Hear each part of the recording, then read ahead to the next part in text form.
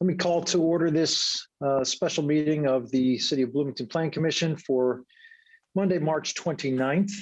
Let's begin by calling the roll. Whistler, Here. Kinsey, Here. St. John, Here. Burrell, Here. Herrera, Here. Seabour, Here. Sandberg, Here.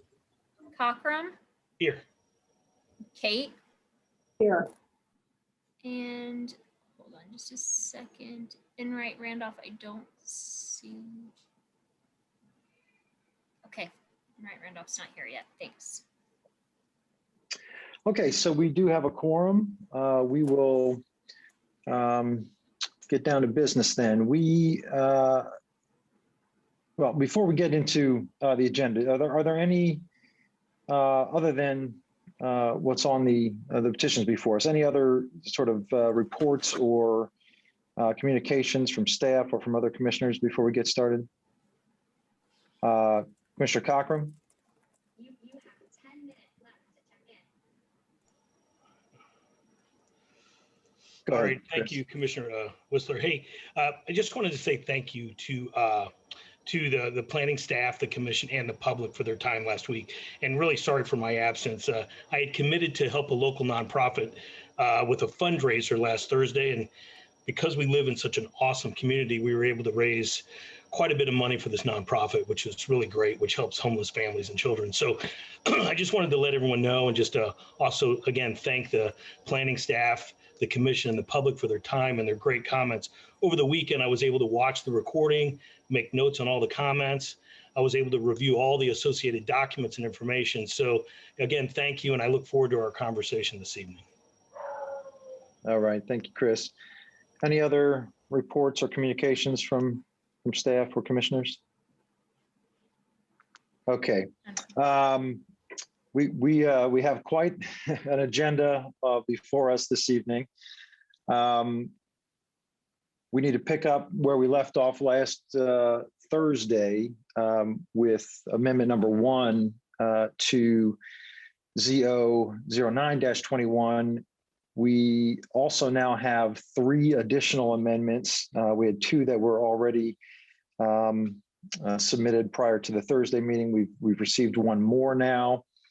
And so we have quite a bit of business to get to before Sorry, we Brad, get. We had 3 and now we have 4, right? I'm sorry. Yeah, Yes, yes, we had. Yes, I just want to make sure. Well, I meant 2 in addition to the one we were already debating, and now we have 3 total in addition to the one that we're already considering.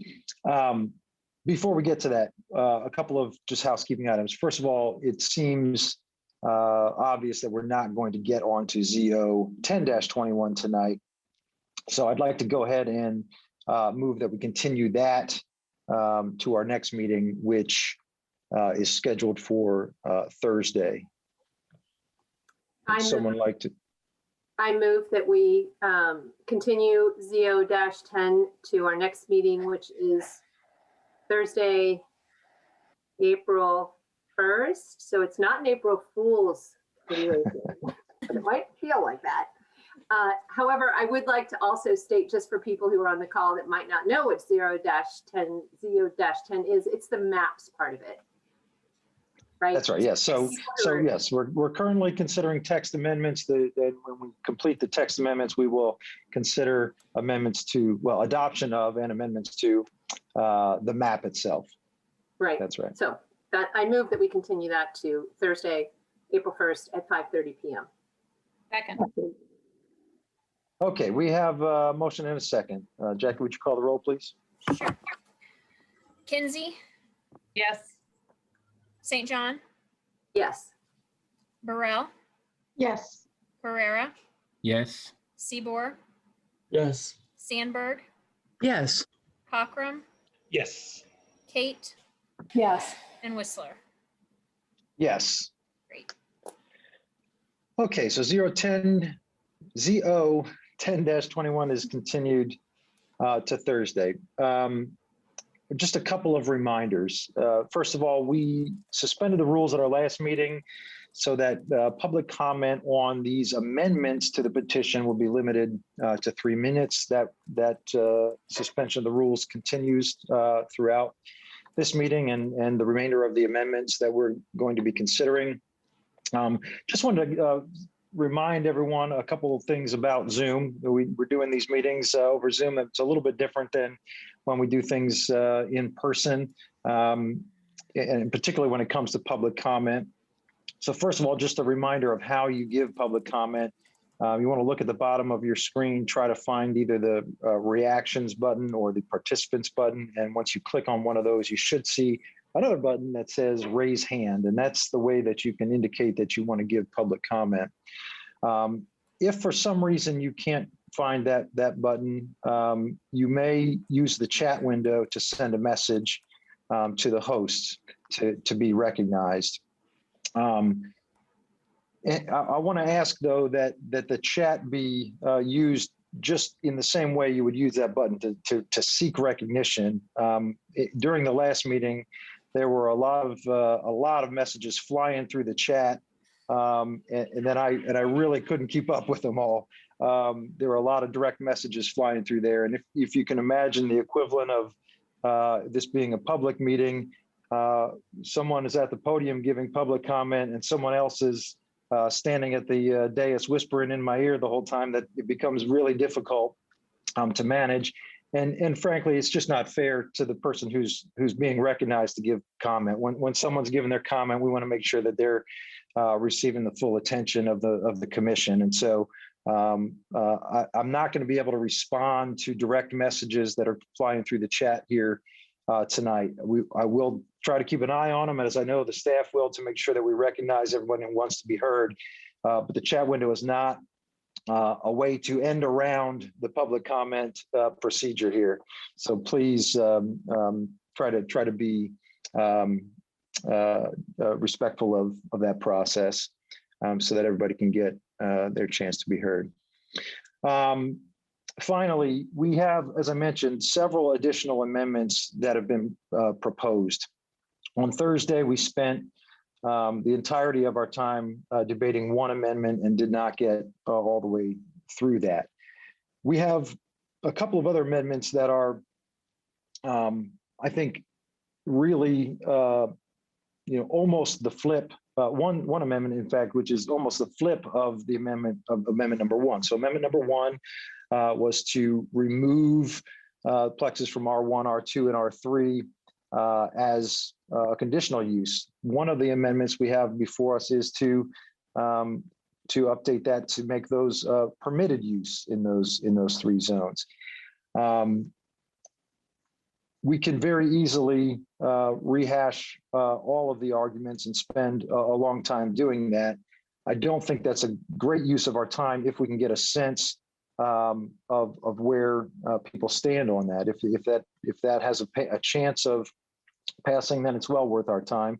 If not, then we may not want to introduce all of the amendments that we have before us tonight. So what I'm going to ask commissioners to do, I'm going to give just a brief overview of the other amendments that are before us. And if you could just try to, in your final comments here as we close the debate on Amendment 1, give some sense of where you stand on the other amendments, so that we can, if you will, take a straw poll to decide if we want to introduce, and other commissioners can decide if they want to offer a second to those other amendments. And to be clear, you all have the right to introduce whatever amendments you want. I'm not trying to shut things down. I'm just trying to make sure we're being efficient in our use of time here, because if we debate 3 more amendments in the same way we did on Thursday, we're going to be here until Thursday.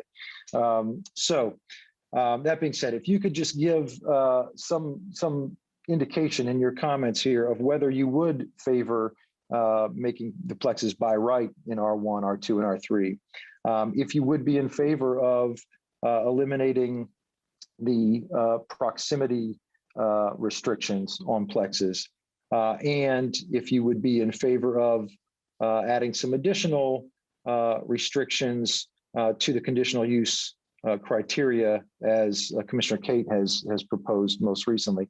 I think that would really help us in prioritizing how we move the meeting forward tonight.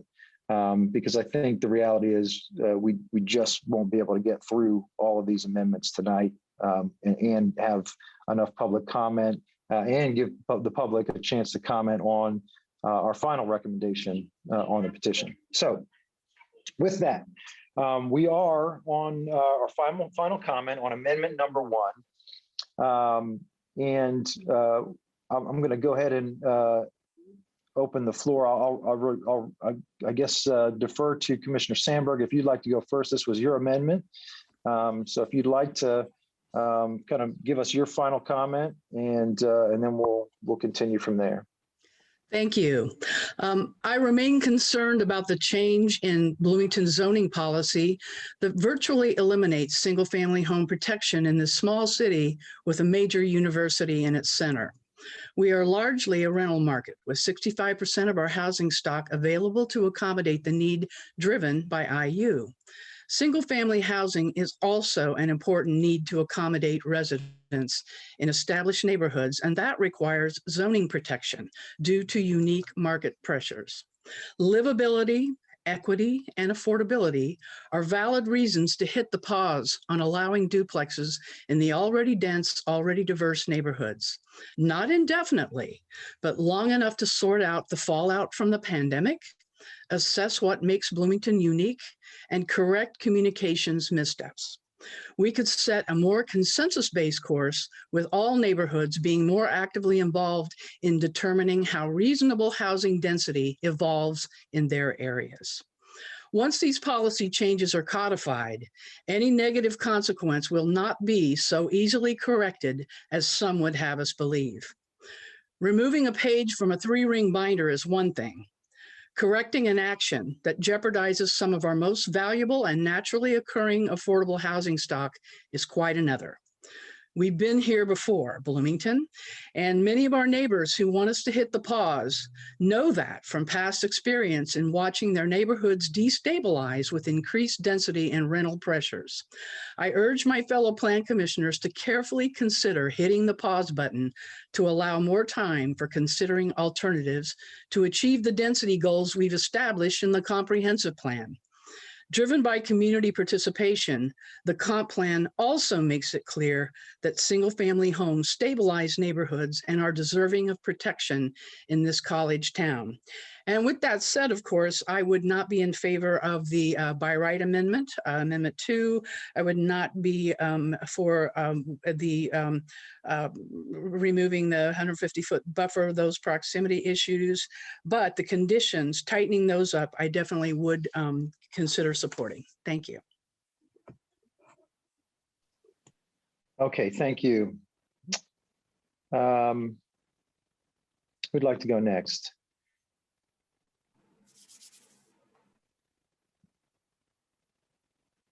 Final comments from commissioners. Commissioner Burrell.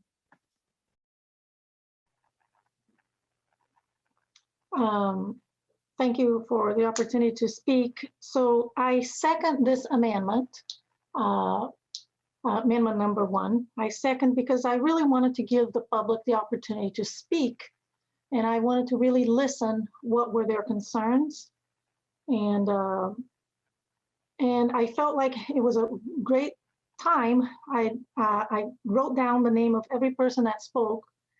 I wrote down what their concerns were. I looked at everything. It was a great opportunity for everybody to share. However, I will vote no on Amendment 1.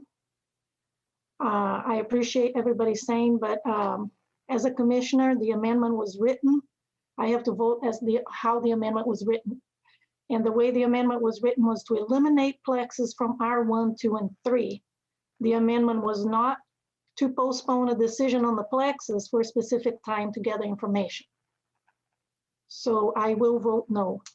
I know this is an extremely complex issue and has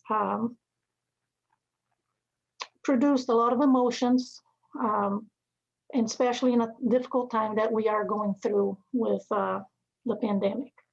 I understand all of that, but I really, my understanding of real estate, I don't think this is going to be catastrophic, and it will not have a catastrophic impact on our community. This is a very expensive endeavor. It will be hard for, I don't think developers are going to flock and try to do this, to buy a lot, build an expensive duplex just to rent it. Now, I do believe that this will prove to help people that already have duplexes built that are now non-conforming, and it will give those owners an opportunity to be able to remodel and be legal in the correct zoning.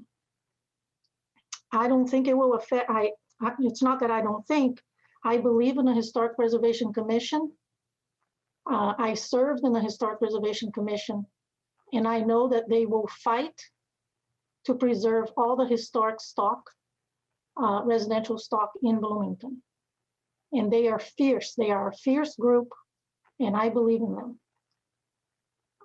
So I don't think it will, I shouldn't say I don't think, but it should not affect the historic neighborhoods and the conservancy neighborhoods, the historic conservancies and the historic districts.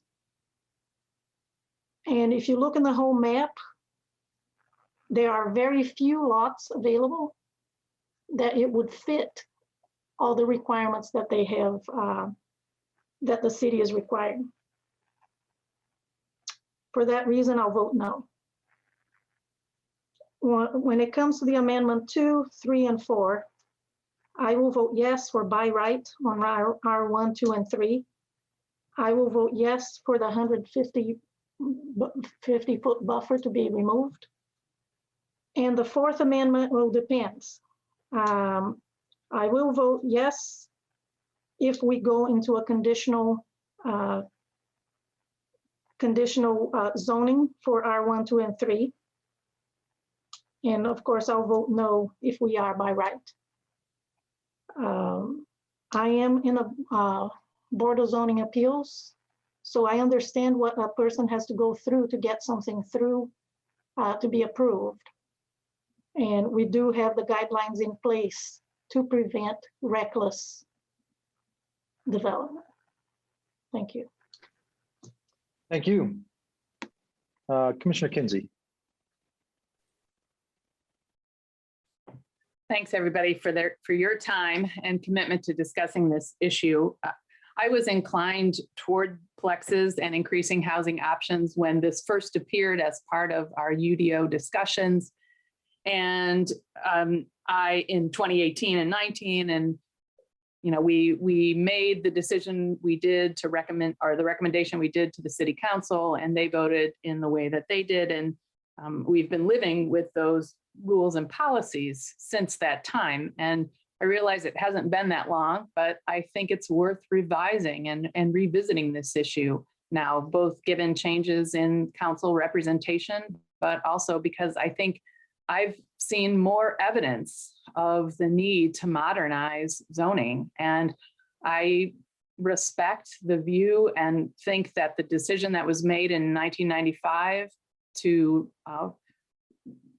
uphold and preserve the single family housing situation that seemed so necessary at the time may not be necessary now. And I think that the idea that the American Planning Association has advocated to diversify housing as a very important issue in increasing housing stock overall, and the fact that other college towns have also had these similar discussions and many have allowed plexes. I spent some time this weekend checking out what Ann Arbor did and what Chapel Hill is doing. And they're having these same kinds of discussions, and many have already made allowances for plexes and other housing forms in single family neighborhoods. I am also persuaded by the fact that this is, it's not a requirement to build a duplex or a multiplex in any of these spaces, and it's not disallowing single family housing at all. This is just expanding an opportunity to afford a different housing option. So I am going to continue to try and push for an expansion of opportunity for our housing options and believe in the by right amendment that I've submitted, and will not be voting to support the Amendment 1. But I am interested in considering by right and also in considering the Amendment 3 and then Amendment 4 should we end up moving towards conditional use. Thank you. Thank you. Commissioner St. John. Thank you. Yeah, thank you to everyone. I've learned a lot. For members of the public that have shared their concerns and thoughts and ideas, it's really been educational. I'm really torn on how to vote on this, on voting to remove the conditional use that's been proposed by the city. First of all, I'm not in favor of an unclear playbook or the UDO, which is our playbook, an asterisk as it currently exists for plexes. Staff saying they can't administer that. That's not something I support, is leaving it as it is with an asterisk. It's been stated it's one size fits all, but there are 10 conditional use requirements. So there is control here over what happens. I've heard that we don't have serious data, but we have the ROI study and the Bloomington housing study, and that is serious data. We need workforce housing. It's been said that that could be built on workforce housing on other tracts in the city. And I don't agree with that statement because I don't think we have enough tracts in the city to build at the rate that we need that housing. I think supply and demand does work. And I think more housing options will drop prices, but it will take time, which could include a period of continued expensive developed rentals, but I think it will happen eventually. It's been threatened that there would be unintended consequences of conditional use plexes, but I see unintended consequences of not doing it. I think there are two sides to that coin. Stating that students will overrun neighborhoods in plexes is not a statement I agree with. And if you consider student enrollment history at IU over the last 10 years, it's been between 39,000 and 41,000. And for the last 3 years, it's hovered right around 41,000 and change, which is really flat.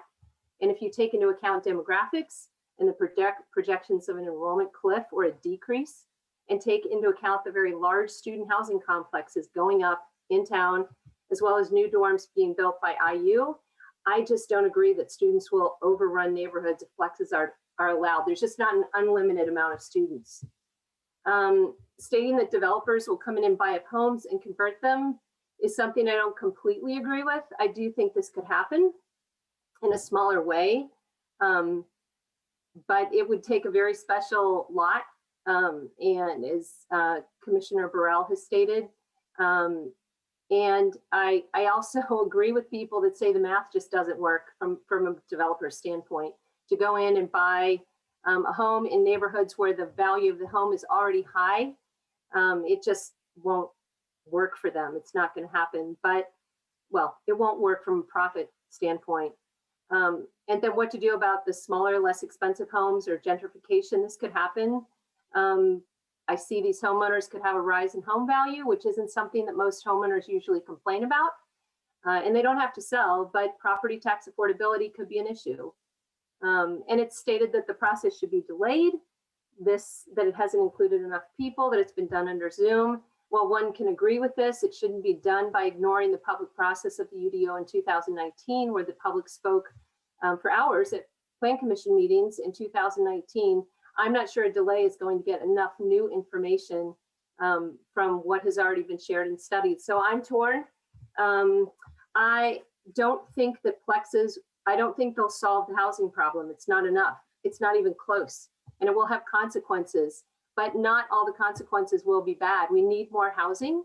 We need more affordable and workforce housing, and it has to go somewhere in the city, and it eventually will. But conditional use plexes are a small step that could have some beneficial effect in addressing the housing shortage.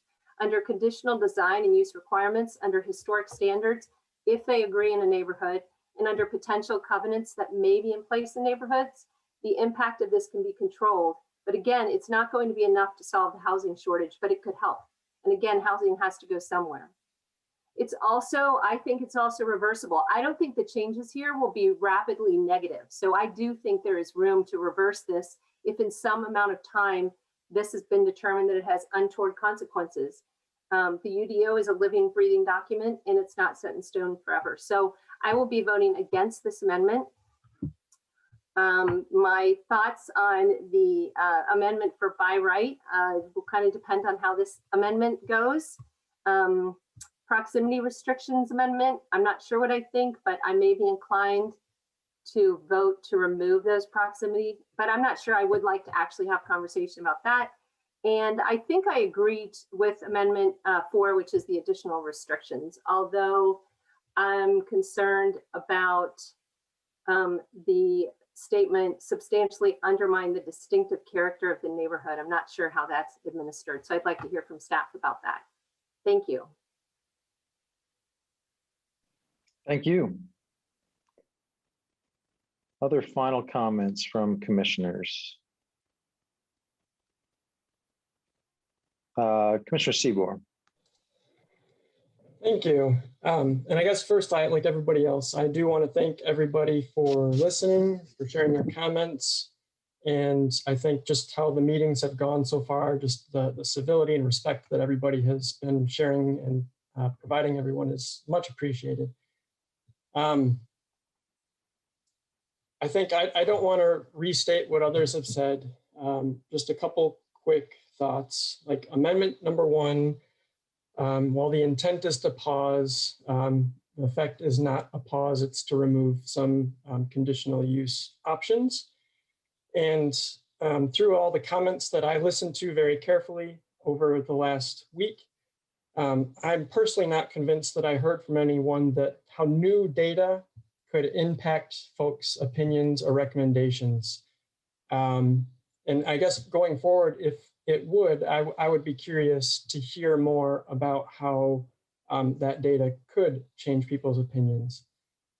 And one maybe just little nugget of information is that I think I come to the Plan Commission with a little bit of a unique perspective. I just returned to Bloomington a couple months ago, and so I am relatively new.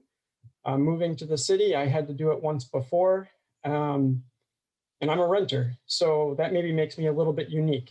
And in that perspective, I guess just a couple comments is that while many renters in Bloomington are students, not all renters are students. There's a lot of folks that need to rent a home or would love to own a home, but just can't or are working towards being able to do that.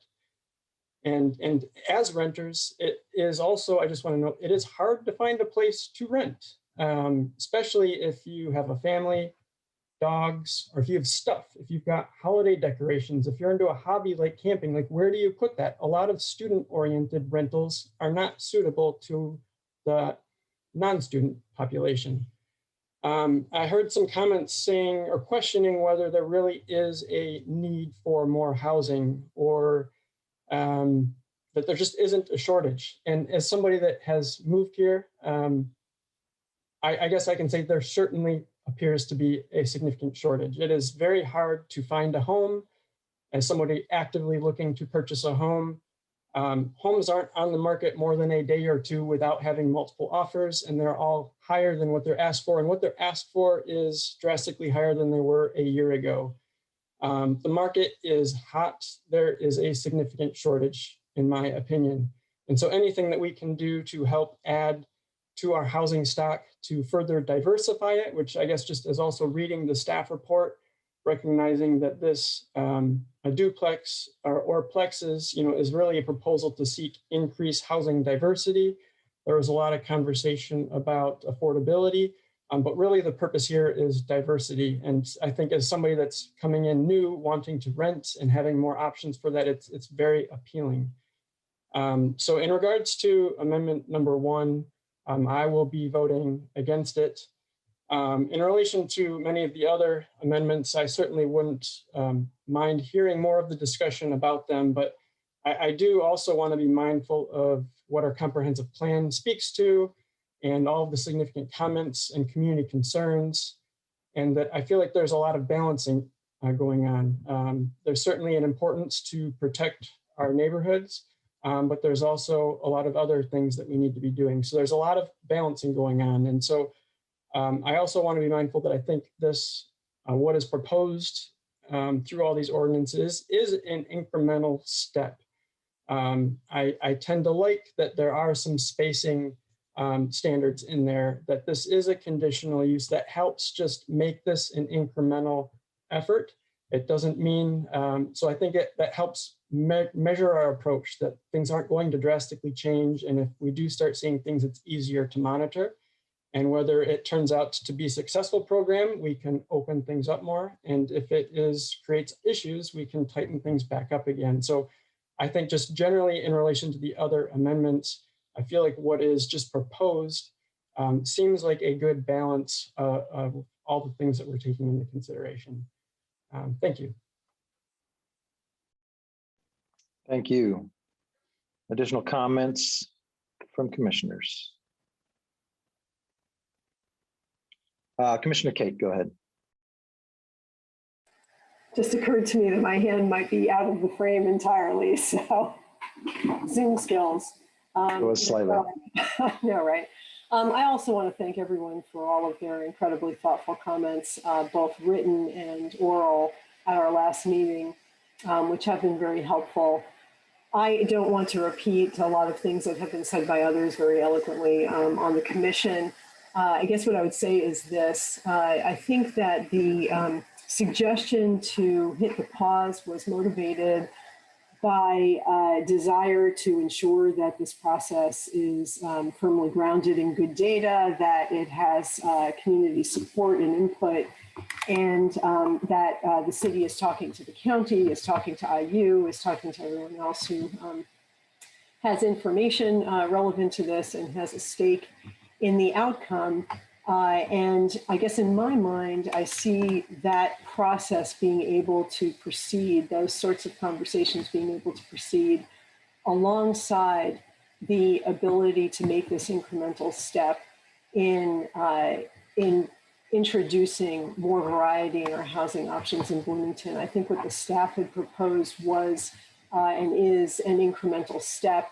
As I may say later, in terms of the amendment that I proposed myself to add some conditional use criteria, that effort is also an effort to try to ensure that there are tools that can be used to take account of the important concerns of people in the core neighborhoods, to ensure that the development of plexes is that kind of modest incremental step that is able to be monitored and the impact of it monitored over time.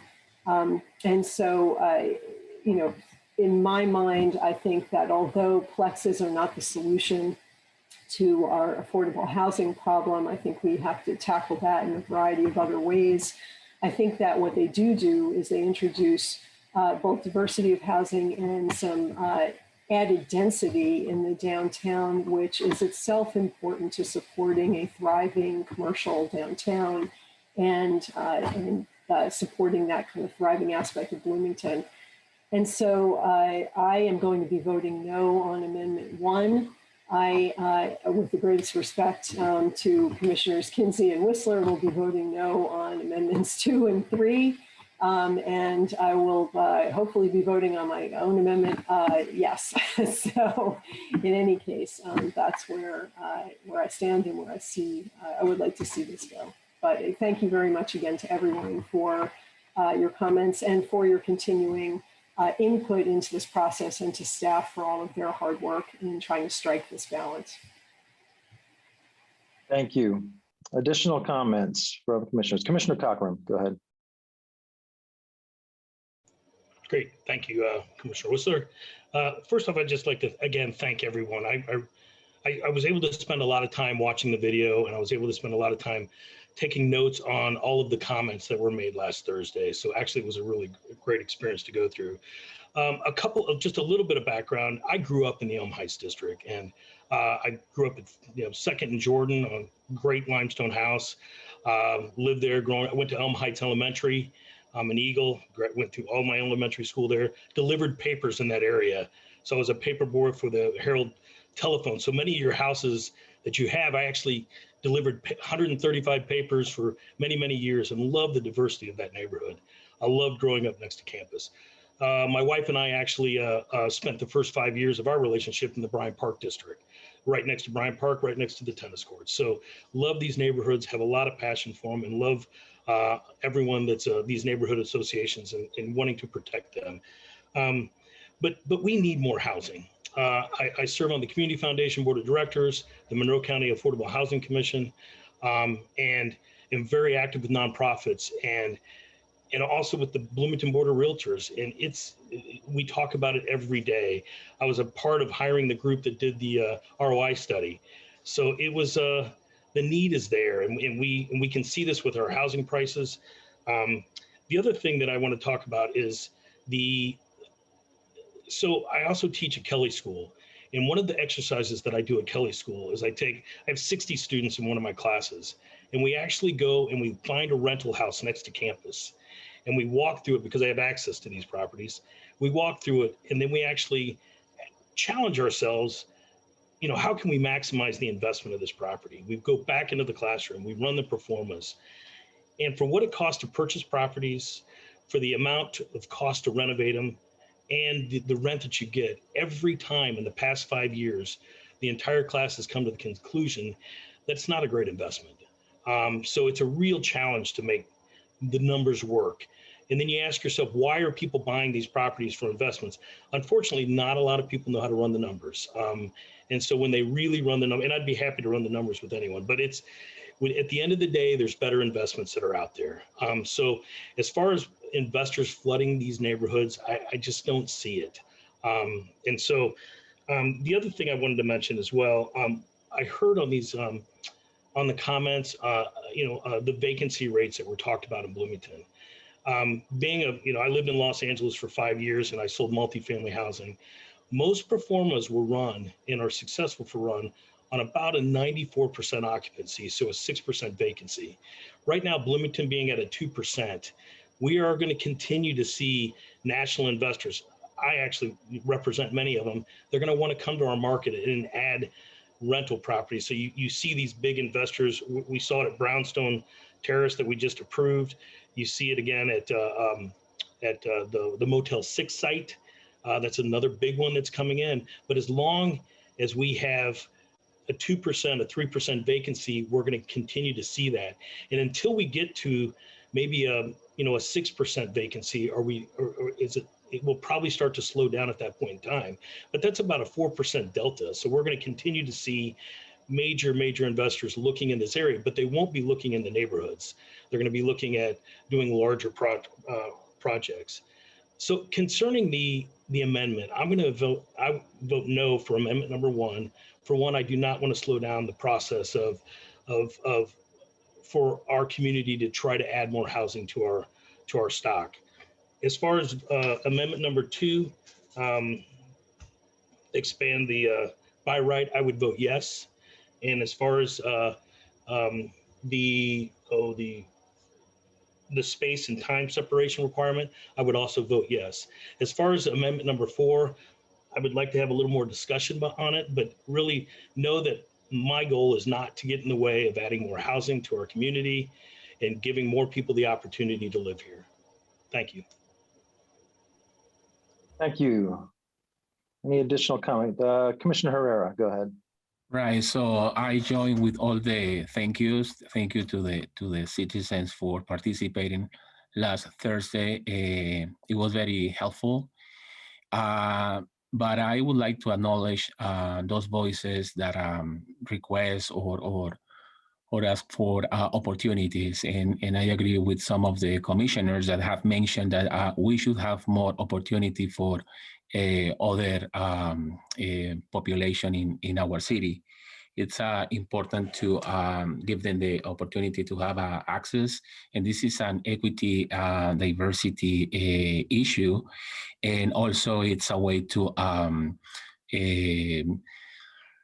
increase diversity in our city, in not just in one specific area. So I also respect the opinions from the different groups. don't agree with the approval of having these plexes in some specific areas, but I would say that it will help the whole community, the neighbors, and also a way to provide more opportunities for other people who having that in this moment. I also agree with the need of more housing in our city. It's very important to take care of this issue. I was asking about the Amendment 1 when I asked Commissioner Samberg about the time and the data, and based on the comments, we were able to see that this has been for a long period of time. Data has been shared, and our citizens have been able to participate in different forums. So I would vote no with amendment number 1. I would like to stick to the conditional aspect. So in that case, I would vote no for the amendment number 2, and I would like to hear amendment number 3 and the new one, amendment number 4 by Commissioner Kate.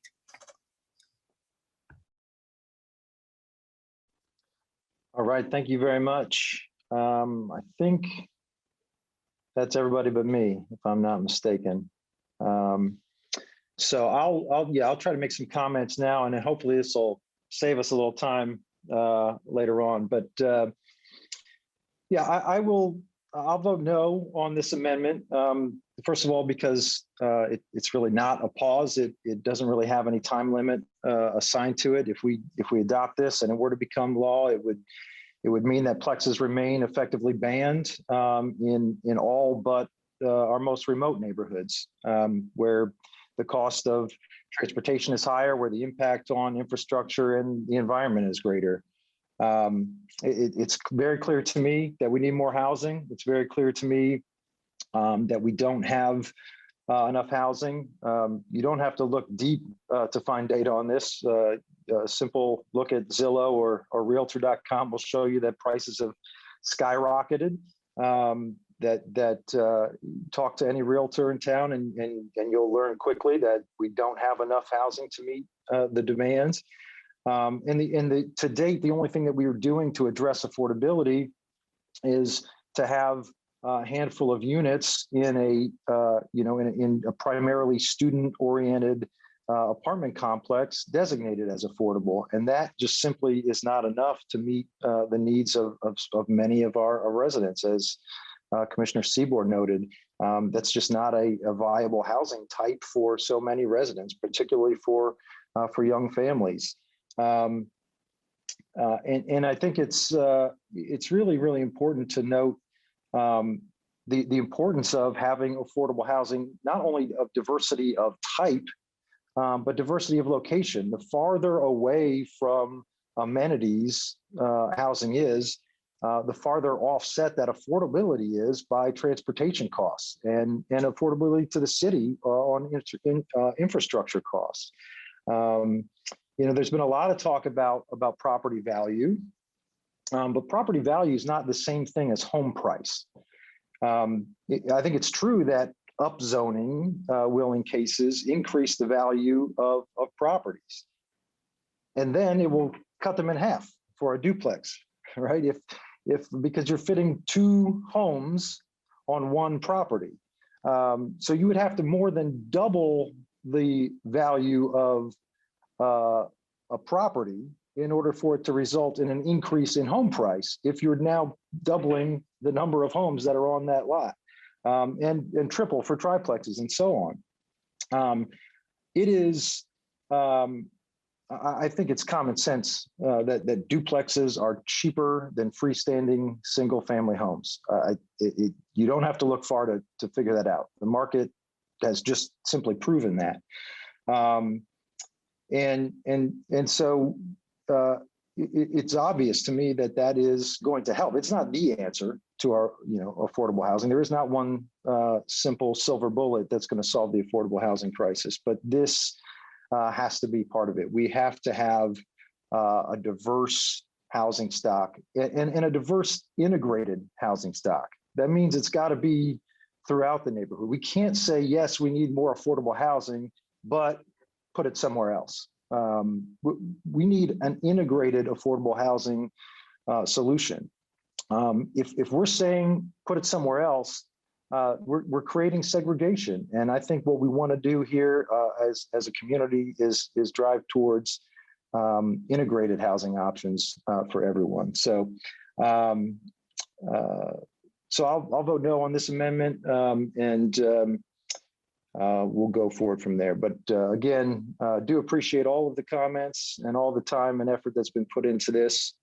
Unless there are any other final comments, I think we are probably ready to call the roll. On amendment number 1 to ZO 09-21. St. John, No. Burrell, No. Herrera, No. Seaborg, No. Sandberg, Yes. Cochran, No. Kate, No. Whistler, No. Kinsey, No. 1-8. Amendment 1 fails. Okay, so amendment 1 fails. If my tallying is correct, it sounds to me like there were probably 4 in favor of amendment number 2 and 5 opposed. So I will leave it up to the commission to decide if we want to continue with that debate on amendment number 2. Jillian, it's your amendment, so certainly up to you if you want to introduce that amendment. I was hoping for something a little more definitive in terms of this before we spent a lot of time debating this.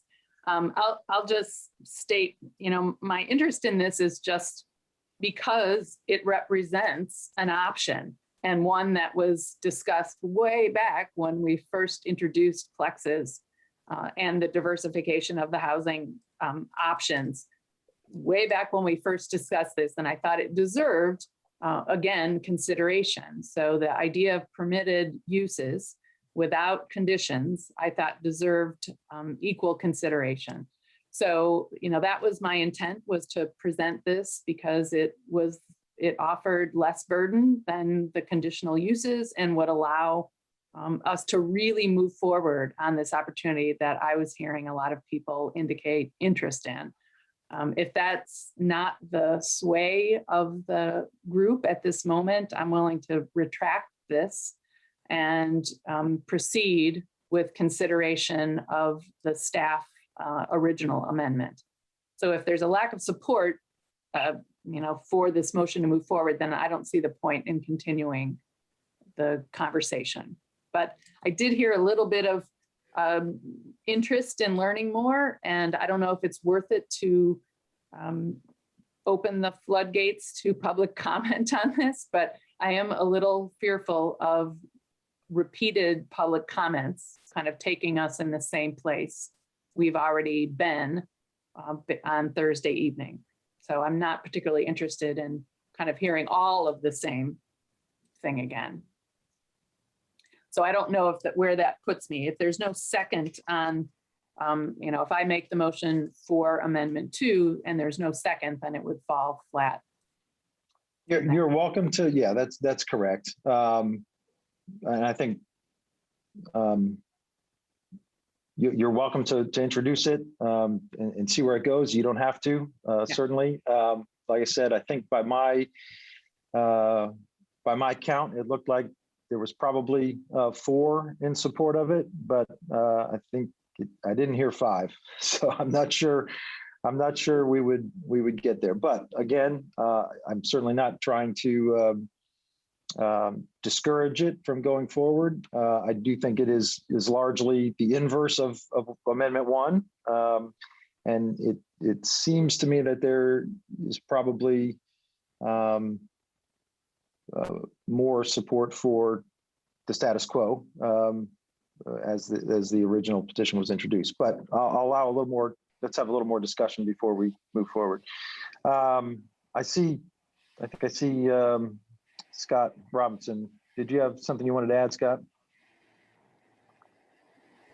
Yes, Scott Robinson, Director of Planning and Transportation. Commissioner Whistler, I appreciate your opportunity to give me the floor.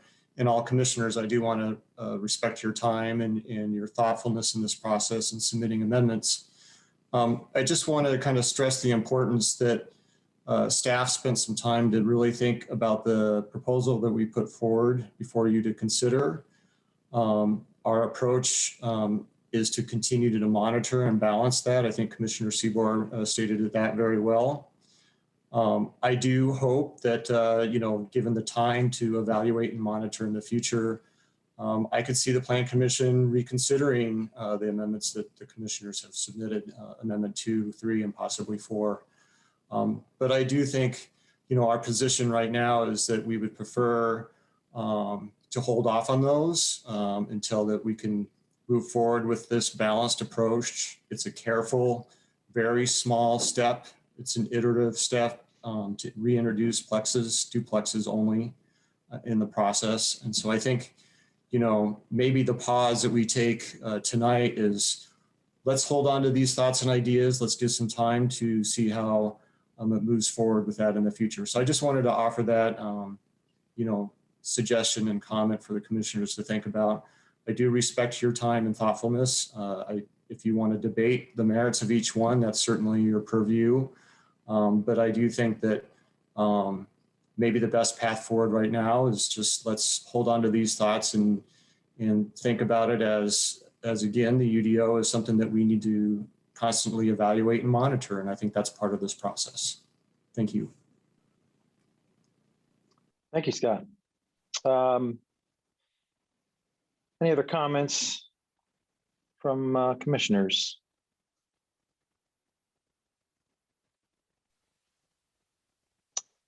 Go ahead, Commissioner St. John. Are we still talking about Amendment 2 only? Yeah, well, we have no motion on the table right now. Okay, gotcha. We are just having discussion. Anyone is free to make a motion. I just want to make sure before we move on to make sure that Commissioner Kinsey had a chance to introduce her amendment if she wanted to. Right.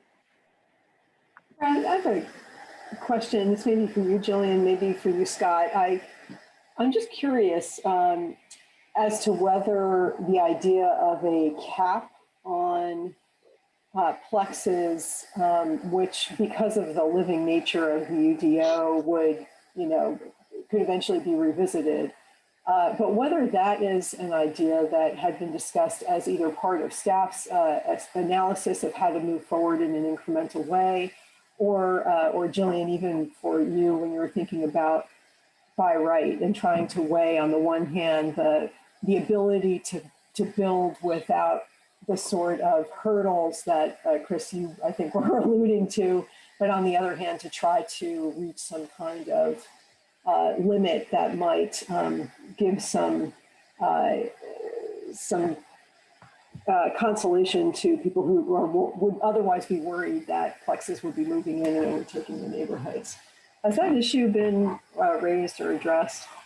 Yes, we've discussed it. Sorry, Jackie Scanlon, Development Services Manager. We've discussed it at length. That was another option we looked at. So we went with the physical and temporal separation instead of a cap because, well, for example, if you just did a city cap, then those neighborhoods who feel most at risk could still receive them all.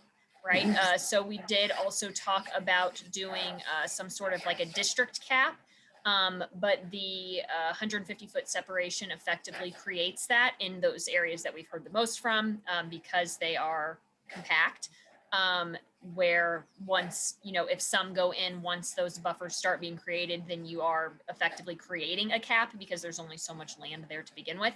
And so because of those two things, we did not include either a total cap or an area cap. But it's definitely something that was discussed. And as you alluded to, something we've been saying during this public time, and also we said with the ADUs, if they do seem to be proliferating at a rate that seems inappropriate, we could quickly bring them back and change that and change the rules, which I know isn't everyone's favorite response, but is true that we can do that, as we did with the downtown regulations a few years ago.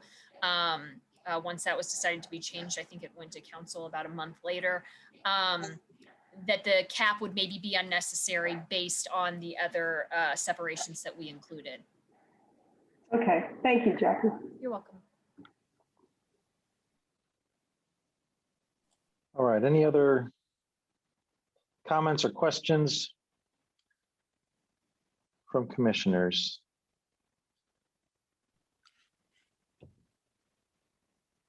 Go ahead, Commissioner Kinsey. Well, in an effort to move us along, I am willing to motion Amendment 2 to at least either continue it, get it fully discussed, or to have it die for lack of second on this in our meeting tonight. So I would like to motion petition Z00921 Amendment number 2, offering a proposal to change duplexes to permitted in R1, R2, R3, and R4, change the beginning of the timeline for the approval buffer from issuance of a conditional use approval to issuance of a certificate of zoning compliance. And the whole idea here is to really expand the use by right and maintain the use specific standards, which still would afford us some protections for what we want to see. So I'll just motion that, and that's it. Okay, there is a motion on the table. Is there a second?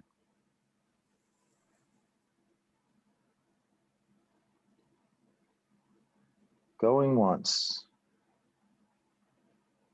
Going twice. I will second that motion.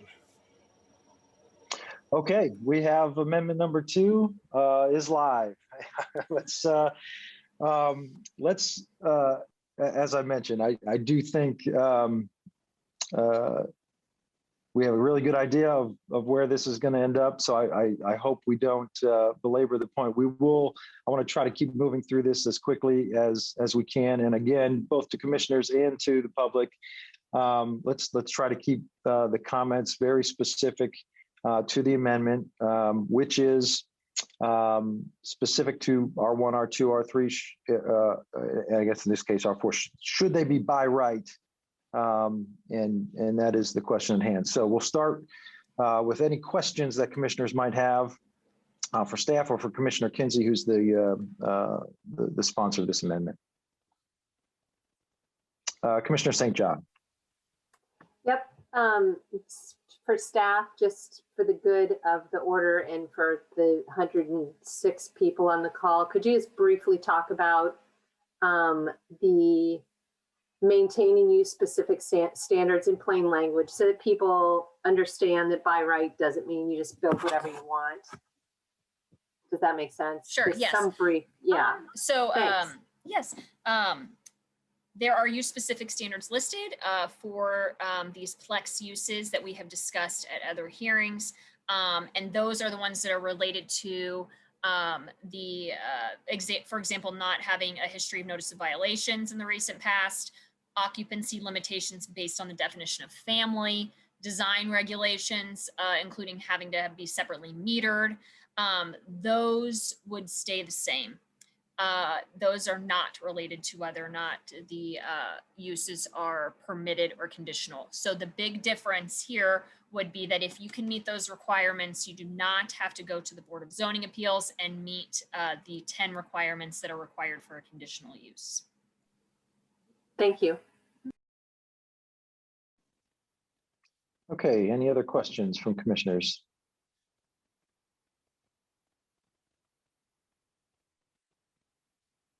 Okay, if there are no questions from commissioners, we will then go to public comment. If you would like to comment on amendment number 2, look for that button at the bottom of your screen, either participants or reactions. Try to raise your hand. If you can't raise your hand, try to send a direct message in the chat to myself or to Jackie or to Ryan, and we'll try to recognize you. Comments are limited to 3 minutes per person, and Jackie will recognize you when it is your turn to speak. Yes. So Jackie, go ahead. I'm ready to go. I'm just gonna remind all, we have, just to, as Brad said, keep your comments germane to the topic. Please also consider, just civility and be careful what you're saying. And if you, as Brad said, can't find your hand, go ahead and send me a message and I will add you to the list. And so first we have Mr. Alexander. Greg, go ahead. Awesome. Thanks. My name's Greg Alexander. I strongly support making it a permitted use. And the reason is just that as a conditional use, it's such a disincentive to, to your smaller landlord, to your mom and pop landlord, to somebody like me. I have engaged with my neighborhood association on this issue a little bit, and I have been absolutely astonished how willing prominent members of the neighborhood association are to vent their complete distaste for everyone that lives in rentals. And I say, a lot of my best friends live in rentals in this neighborhood, and they just shut up and give me the cold shoulder. They're very angry at me for having said that. And if you're going to say, as a resident in this neighborhood, I want to turn my house into a duplex, and the city's going to require me to face abuse from my neighbors for that decision, I think that it would really discourage me. And plus, as somebody who does own property, I really do not like the uncertainty. If I'm going to invest effort in a plan, I don't want it to be yanked out from under me in an uncertain process. But a bigger concern is that's a differential effect. The people opposed to density or to development in their neighborhoods, they keep saying that they don't want developers from out of state to come in.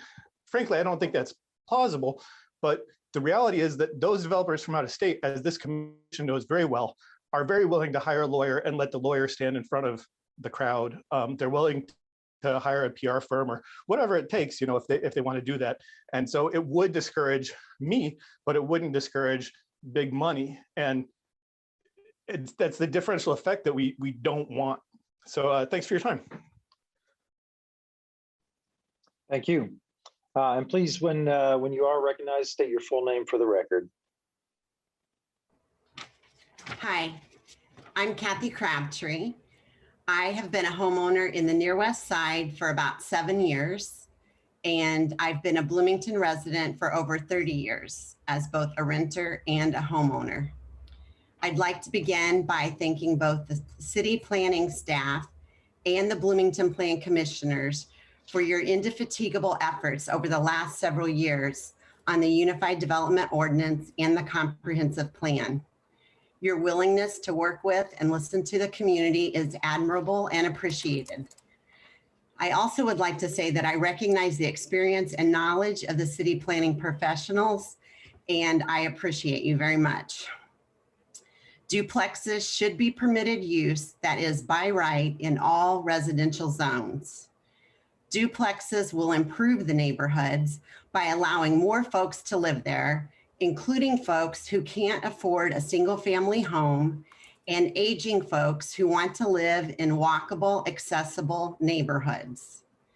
No areas of Bloomington are so special that duplexes, and more importantly, the folks who might live in duplexes, don't belong. That is the epitome of exclusionary zoning. So long as duplexes meet the requirements set forth in sections 20.06.04, parens D, 6B, and C, no reason exists to make duplexes conditional. No reason exists to require additional review by the Board of Zoning Appeals or a hearing officer. While the additional costs and delays of conditional use are not a hindrance to big developers, they could be a hindrance to small, locally based developers as well as homeowners. According to the AARP, By 2030, 1 in every 5 Americans will be over the age of 65, and our nation will face a severe shortage in appropriate housing to meet their needs. Communities and builders are recognizing the need for a shift in the way American homes are designed, regulated, and developed. So-called missing middle housing is a critical part of the solution. Bloomington is growing, and we need to do that smartly and equitably. Allowing duplexes in all residential neighborhoods, particularly the most walkable neighborhoods, is both smart and forward-looking. I welcome more neighbors into the Near West Side.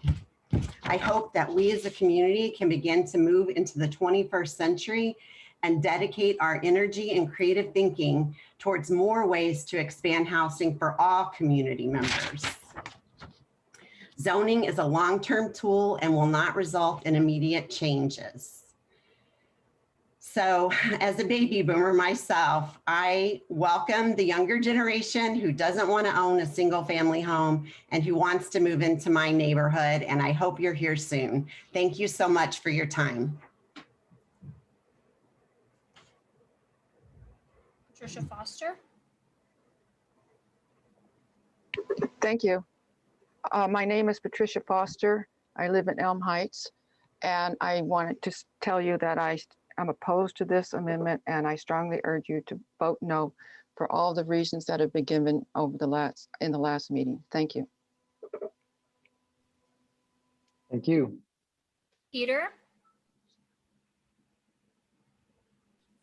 Hi, Peter Dorfman, Near West Side. Before you decide to make plexes permitted use is in Bloomington's core, I want to offer a heretic's view of this plan. Popular sentiment is that this discussion is about housing. It is, but only marginally. This discussion is mostly about real estate, and that's an important distinction. With respect to housing density, the Plex proposal addresses a problem that Bloomington doesn't have and offers no help with problems the city does have. Opening the core to new duplexes is an invitation to investors to buy up our shrinking stock of naturally occurring affordable housing and convert it to market rate rental apartments. If you're paying attention, you know that's what developers are building when they get the chance. Build to rent is the dominant real estate paradigm today. Bloomington doesn't have a shortage of market rate apartments. That's the heresy I promised, because the administration is selling this proposal on the premise that Bloomington urgently needs more housing. Well, with all due respect to the commissioner comments tonight, that's just false. The city is projected to need slightly more than 5,000 new units between now and 2030. That's 9 years from now. This comes from different sources, including the Bloomington Economic Development Corporation. If you review the recent proposals for new construction and approvals in the city and in Monroe County, we're actually ahead of schedule to meet that demand. I'm including roughly 1,600 units of new housing under construction or committed to by the County Plan Commission. Incidentally, if you look at the BEDC's projection of need, only a minority of the units projected to be needed by 2030 are market rate. Most of the projected need is for workforce or affordable units, those that currently rent for under $700 a month. Why am I including new construction in the county? Because Bloomington and Monroe County are one workforce. IU's enrollment has been flat or shrinking since 2011. Most of our life science industry is in the county, not in the city. That life science industry will account for some of Bloomington's population growth going forward. The other big driver will be retirees. Retirees are generally looking for houses to buy, not apartments to rent. The demand projections that led to the upzoning proposal have considered only housing inside the city. They pretend the new housing in the county doesn't count toward meeting Bloomington's needs. That's irresponsible. It's dishonest. So why ignore the county's housing stock? Because the city can't tax it. Because this proposal isn't about our housing inventory at all. It's about tax ratables. Core residence properties are the city's piggy bank, and the administration wants to give it another shake by boosting assessed values. Any honest discussion of this proposal would start with that. Bloomington does have a shortage of affordable housing. Every city does. This proposal does nothing to address that need. But even that's not Bloomington's real problem. The real It's your problem time. is Your time's up. Thank okay. you. Eoban Binder. Commissioners, you just heard from Mr. Dorfman the claim that there is not a housing shortage in Bloomington and that Bloomington and Monroe County are the same housing market. I dispute that fact. I dispute that claim. The reason being is that if you look at where housing is being built, you're right, it is being built out in the county, but a lot of the people that don't live in the city or who live on the outskirts of the city, if you were to ask them, what their reasons are for living where they do, many of them would cite cost as their number one reason, or very highly as to why they don't live closer, maybe to downtown or just where they work generally. I want you to think about that for a minute, because I don't think this is just about people in our housing market or not. It's one housing market in a sense, but I really think that if you ask people what their housing preferences are, I mean, there is a lot of research about this. I mean, you ask the typical person, would you like to live in a walkable neighborhood? Most people do say yes, but if you look at the neighborhoods being built right now, subdivisions out in the county or in Ellettsville, they are not walkable places. They are far from amenities, and they are building brand new infrastructure that costs all of us a lot, both financially and for many other reasons.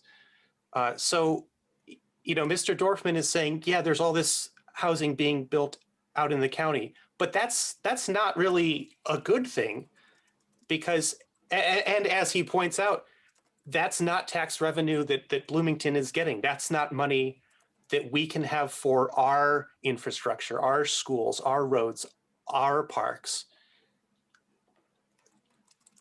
To me, it's so obvious that if we have the opportunity to build more housing, to serve our own community, and to implement that value capture by property taxes, then that's of course what we should do. I mean, otherwise it's going to end up part of Bloomington anyway, if we annex unincorporated areas of the county, except we will have just facilitated an unwalkable pattern of development with the county's zoning code essentially defining Bloomington's built development's future. Think about that. Should we make the best use of our infrastructure we already have, our walkable grid, our existing roads, our streets, our parks, our pipes, our utilities, or should we let the county zoning code basically let us leapfrog all of the city's development? I think we should do the former. We should let the city take control of the housing market. Thank you. Charlotte, are you able to unmute? Is that unmuted? Yep, there you go. Thank you. Okay, I'm interested in the previous point. I have a question. It seems to me going ahead like this, there are still really unasked questions as well as unanswered. One of them is the capacity of our infrastructure, which I have never heard that discussed at length. I know that the city sewers, both sanitary and storm sewers, and streets and sidewalks and curbs and gutters are not adequate to take care of the city as it now exists. And that I don't ever hear addressed. I think that's an important issue.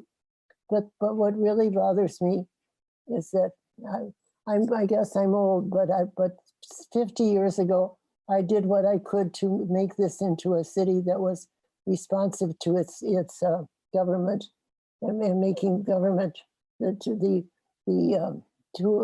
agent of the people, and that has not happened in this process to a way that I think is sufficient. And I know everybody is telling us what they think, but I have not seen I have not seen people feel that they know what's going on and that they are supportive of this and their property isn't at risk. I have moved downtown. I moved out of a really nice house in a neighborhood on the east side, and I sold it to a family, my house to a family. And I wanted to live in a condo because I wanted to maintain ownership of, and invest my money in it. And so I am downtown, and I'm quite fortunate I have a nice condo. But most people can't do that. And I really do not think that this is going to provide the kind of housing that the people I work for at Middleway House, or with at Middleway House, need to live in. They will be moving out into the county farther and farther, and they will not have cars, and our transportation system will not serve them adequately. So I think there are just a lot of unanswered questions. And I was appalled to look at the wonderful, beautiful plan to reuse these hospital ground, which will also be real beautiful houses, all in Technicolor, but will be extraordinarily expensive to create. So I think there are a lot of questions unanswered, whatever people say. And I think we need to look at the whole picture again, to think about people who live here and what's happening to them. Thank you. Richard Lewis. Yes, hi, good evening. My name is Richard Lewis, and I'm a resident of the Prospect Hill neighborhood. My thanks to the Plan Commission members and to the members of the Planning Department for their time and dedication to working on these issues. I would ask the Commission members to vote no on Amendment 2. I would ask that you follow the recommendations of Scott Robinson and the Planning Department to look at these changes in an incremental way. And this would also follow the model that was taken when ADUs were approved. As mentioned last week in my comments, I have been a fan of ADUs since they were first proposed, but at the same time, I recognized that there was a value to an incremental or conditional approach at the outset so that city staff could monitor the requests and keep close track on them. It turns out with ADUs, there was not a flood of them at the outset, and if, as some folks are proposing, there are not going to be that many plexes, then hopefully it will not produce an undue burden to planning and zoning staff to deal with the requests. But I do think it's a good way to monitor it. And as Scott Robinson said, and as I think Jackie said, to be able to pull back if needed. So I recommend that we follow the ADU model for this proposal, and I ask that you vote no on Amendment 2. Thank you. Thank you. Wendy Bernstein.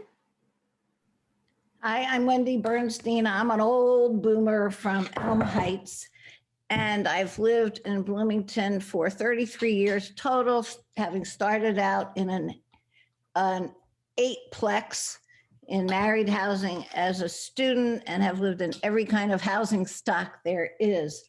At the moment, I live in a house that has been remodeled a bit and much improved. And I have a great sense of stability in my neighborhood, except for the rental house next door, which has had a variety of students and families. There is no prejudice in me against any people living in our neighborhood. I am concerned, though, that Amendment 2 is the big blanket of rapid change in the city that scared me when the map first came out. I think it is too quick a change and too extreme. And I really think that our infrastructure would not handle it. I think we've got to work very much on drainage. We do have to work on our roads, and we have to improve transportation. Unfortunately, I feel that expansion to the outer rims of our community into the county is going to happen no matter what we do. I don't really like the idea of interspersing some single family neighborhoods, which are tightly packed, and even some that aren't, with too tight housing in between our homes. I think the rhythm and feel and the crowdedness and the increase in cars would be uncomfortable for me personally. I would just like to say that I hope to feel that you all have heard us and considered the thoughts of the people who have been in these neighborhoods for a long time. And predictability is good for developers, but I think it would be nice to have stability and some predictability for neighbors as well. Thank you so much for putting so much time and energy on this. Please vote against Amendment 2. Thank you. Thank you. Mr. Sturbaum?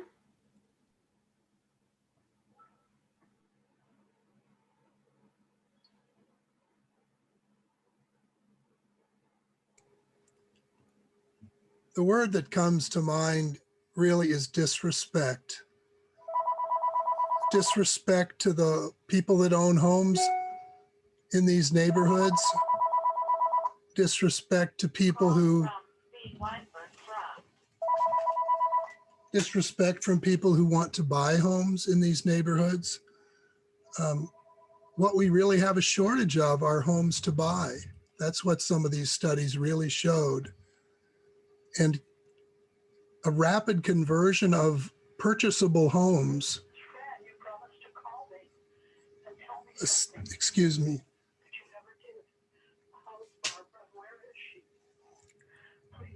I'm going to have to stop this right now. I'll talk, if I could repeat when I get done, I would, well, no, I'll keep going. I just get interrupted by a call.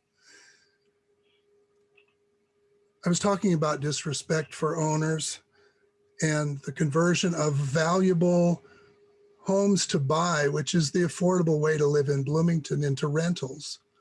There'll just be more and more rentals, fewer and fewer homes to purchase. And, you know, survey research really did find that 84% of those aged 18 to 34 who are currently renting say they intend to buy a home, even if they cannot currently afford to do so. We're not in a new world where everyone wants to rent. We're in a world where people still want to buy, and they're going to find that homes are now more expensive because they're competing with people who are buying to rent. You know, I've argued before the BZA for much of my adult life, oddly, and one of my favorite criteria was that the proposed use and development will not have an undue adverse impact upon adjacent property, the character of the area, or the public health, safety, or general welfare. I don't know if you are aware of this, but that was eliminated in the UDO, and it now reads, the petitioner will make a good faith effort to address concerns of adjoining property owners in the immediate neighborhood. That's just another level of disrespect for people who already are existing and living and owning in these neighborhoods. So I know that this was proposed by planning as a way to show some respect, some understanding for people who are long-term Bloomington residents who've invested in their homes, who've invested in Bloomington, who live here and care about this. You know, I know how slowly planning goes. This isn't for me that I'm fighting. I'm really speaking up for the people who are going to look to buy, and I want these houses to be there for them. Thank you. Vote no, please. Thank you. Riga Wood? Hi. I'm asking you also to vote against this amendment. I don't believe that this will increase the supply of affordable housing. And as I believe you all know, many of these neighborhoods have been under threat in the past. And making the change now will likely put us once more in a situation where it is difficult to maintain neighborhood cohesion. Therefore, I would like you to vote no on this amendment. Thank you. Thank you. Janice Sorby? Hi, my name is Jan Sorby, and I'm asking you to oppose Amendment 2. I think we need to be realistic about duplexes. They will be market value. They will not be affordable. There are 2 historic duplexes in my neighborhood, one on Lincoln and one on Washington, back to back. What they've done in these historic duplexes is they kept their occupancy, but they turned the 2 small apartments into one big house. By doing this, they eliminated a kitchen and a living room, and that way they could add more bedrooms. And so now they rent the house out as one big house. I can provide ads from the internet if people would like. The rent is much, much greater, much larger if you can rent a house per bedroom rather than 2 small 1-bedroom apartments. Enforcement has been a problem. They just had their budget cut, and enforcement has not addressed the duplexes that I speak about. I called about those duplexes and nothing has happened. I also noticed that on the map that Jackie presented on Friday or Thursday, that these duplexes are on that map. So anyway, I think we need to be realistic about what these duplexes are going to be, particularly around the university.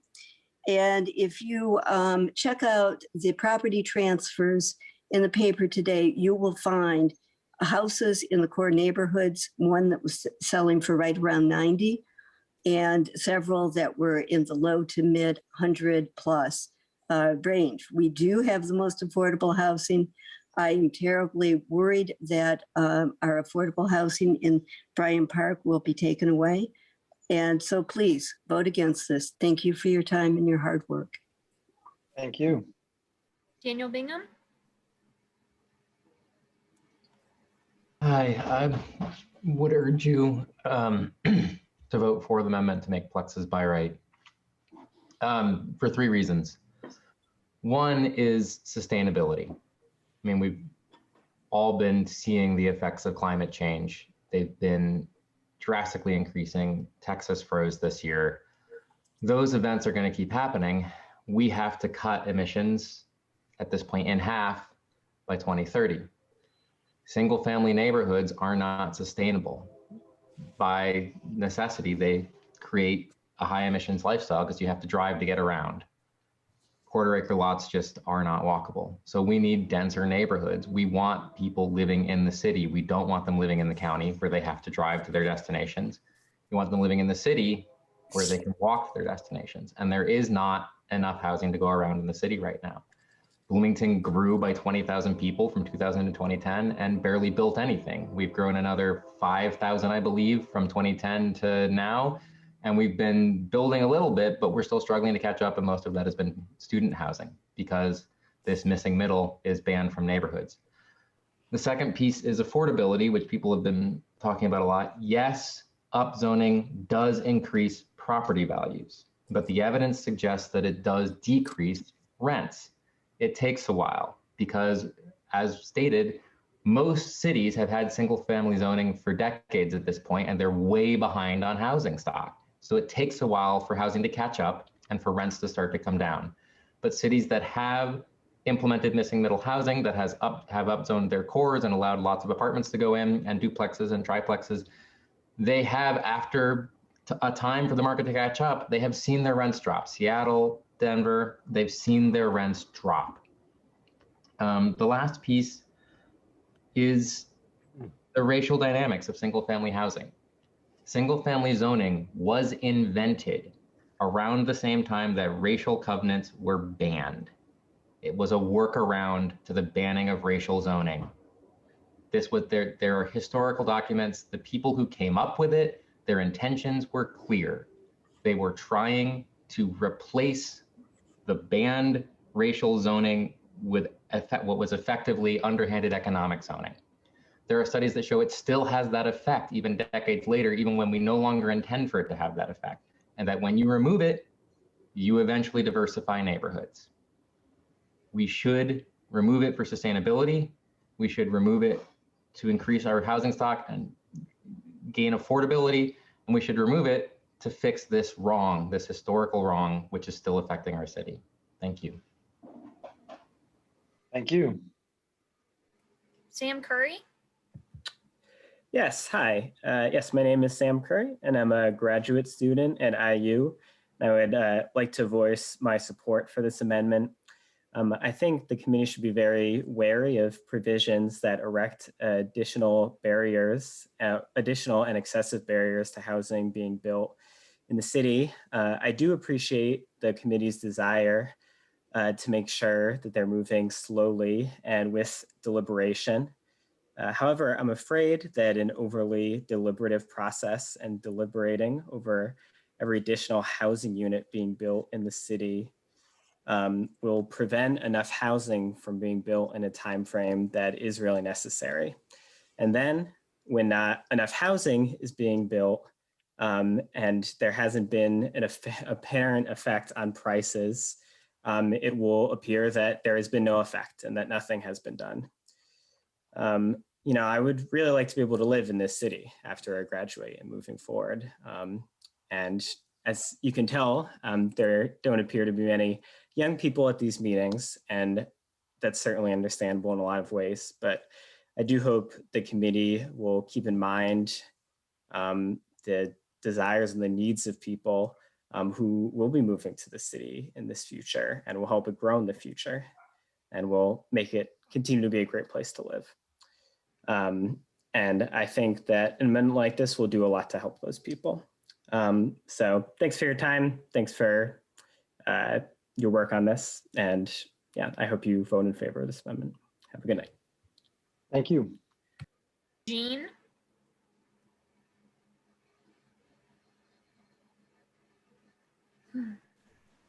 Hi, this is Jean Simonian, and I live in the East Side neighborhood for a little over 30 years. I would urge you to vote no on this amendment. I think Chris Sturbaum put it very aptly.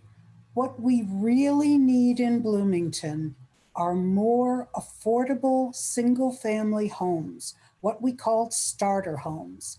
Now, I freely admit we're at a point in a market cycle where that is very difficult to accomplish without subsidy.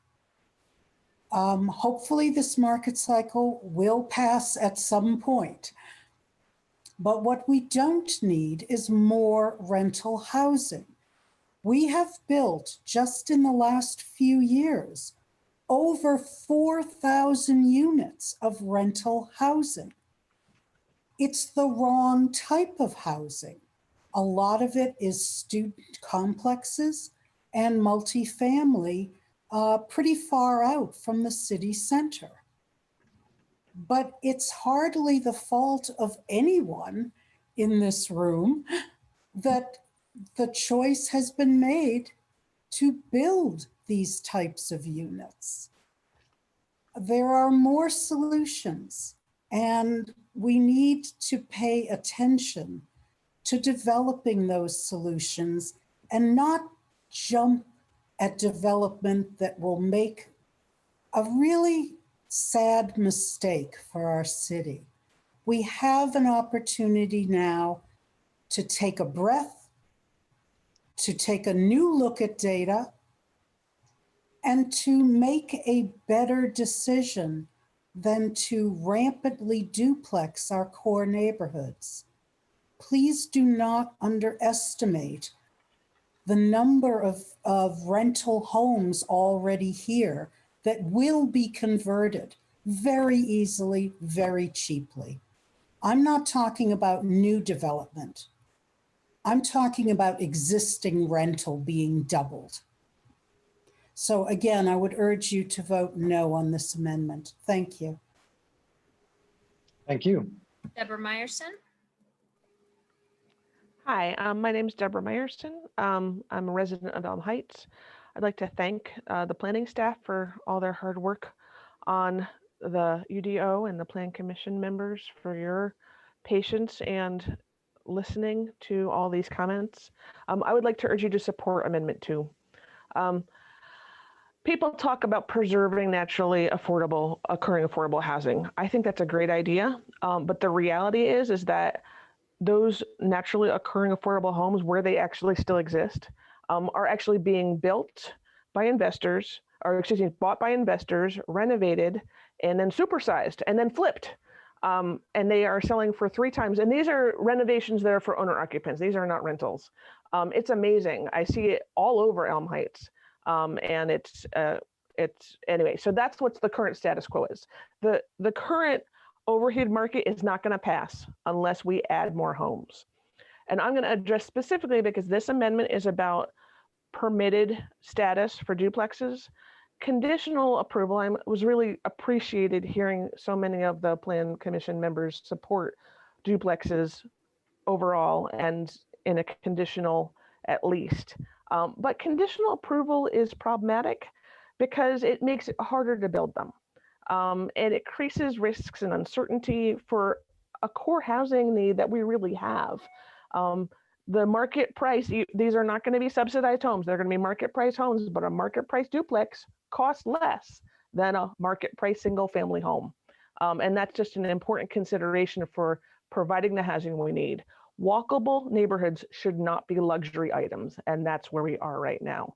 We need to increase the likelihood that the market can produce lower cost housing types, and it's important to make them permitted in all locations and neighborhoods. Thank you. Thank you. Paul Ash.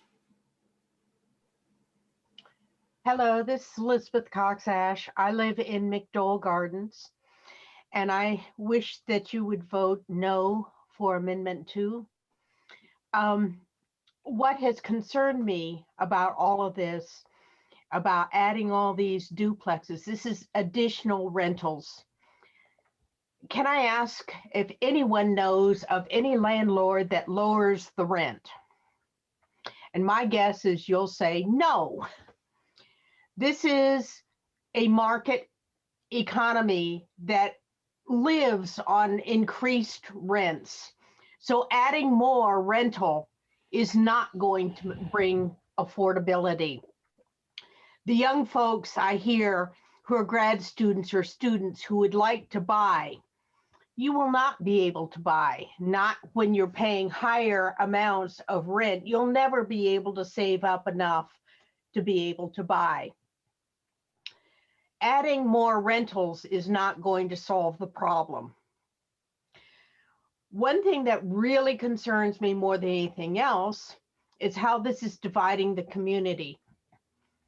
And I know politics is involved and runs right through this, but you know, you all should think of what the residents are saying. These are your voters who are saying things and trying to get you to understand not to put this through so quickly and to not get all your data together. This could affect you the next election cycle. Just think about it. That's all I have to say. Thank you. Thank you. Hey, Wendy Bricht.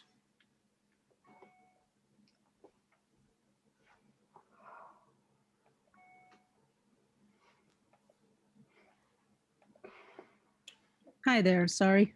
That's it. Can you hear me? Yes. Okay, thank you. I do wish we could do something face to face. It's okay to be a voice, but it's also nice to be able to have a face sometimes. It seems to me, thank you all for hearing us. It seems to me that there is a general ignorance in this group of Bloomington's core neighborhoods history, and a really inexplicable avoidance in admitting its special circumstances as a small town with limited single family housing. We have twice, as you know, twice the statewide amount of rentals to owner-occupied houses, and we have close to 30,000 college students that need housing every year, and they want to be as close to the campus as they can. What you are proposing to fix Bloomington's housing problem is what caused Bloomington's housing problem, and I don't think it's going to fix it. I would beg you to research this history if you don't know it so that you don't repeat it. I've heard about flipping and selling for 3 times the amount. I have not seen that. I'm sure it's happening, but not anywhere to the extent that conversions into student rentals is happening, and it's happening all around me. A housing expert recently found 50 years of infill in Bloomington before the core neighborhoods would need to be breached. 50% or more of homes in my neighborhood are already investor owned. They won't need to buy homes to transform. They can very easily transform the houses they already own and double their rents. Student rentals go for $700 and up a bedroom in my area, and they rent a year in advance. I know, because I had friends that were looking for housing, students. If students don't have a room the year before, they can just forget it. The competition is so fierce here. And that is the thing that has removed housing and driven up the cost of the existing housing. It's ridiculous to imagine that these market rate rentals will be rented to anyone except students in the vicinity of the university. Can young families afford $2,000 a month for one side of a duplex? That is what they will rent for easily in Elm Heights. And I've talked to landlords about this. The resulting student density will reduce diversity, as it has in the many blocks already lost to the 100% student rental areas. There is nothing that will change the situation that was present when density was limited to 5 unrelated adults. Now it will be 6, with much more potential for profit and an exponentially increased owner-occupied to investor-owned rental percentage. There were few rental homes in Elm Heights, and homes were affordable when we first came here. Once they began to convert to student rentals, prices rose exponentially, and lower and middle-income residents were priced out, or they left when the increasing student density eroded the neighborhoods for family and retirees. It's unreasonable to expect a different outcome than that from the previous pattern of conversion to housing to student rentals, if protections that preserve these neighborhoods are removed. That houses are still being transformed to student rentals, even with the current zoning, speaks to this. We are not Seattle or Denver. We are a town with an enormous university that does not even house its freshmen. To disregard the current residents and homeowners' needs, experience, and wisdom is not only cruel, it is frankly foolish. It took 20 years for my block to recover once the zoning was put in place. Yep. Thank you. And yeah, okay. And we also had flooding. All my neighbors had flooding. The storm sewers were full. They were going like fountains. I don't think we can take more density. Thank you. Okay, let's see. Fleischman Warrants. Hi, this is Dave Warren. We've had a couple satyrs lately, so we changed it to our last names. Thank you all for being here. I just got back home, so I'll just comment on a little about what I've heard. First of all, I support this amendment. I think it's a great amendment for providing more housing choice in Bloomington. As I said last time, Bloomington, like most jurisdictions in the United States, has a one-size-fits-all zoning policy, and that size is single-family detached homes. There's nothing, it's not a mystery. Single-family detached homes are the most expensive type of home. If you look at the data from December 2020 from Realtor.com, single-family homes in Bloomington sold for $100,000 more than missing middle housing types like condos and townhomes and duplexes, units and duplexes. And so we need to get away from this one-size-fits-all housing policy. I know someone mentioned that we have single-family homes because that's what people want. Absolutely, some people want single-family homes, but we don't, jurisdictions including Bloomington, Monroe County, lots of places in the United States, the reason they have lots of single-family homes is because it is illegal to build any other type of home. That's not a choice, that's the government saying this is all you can build.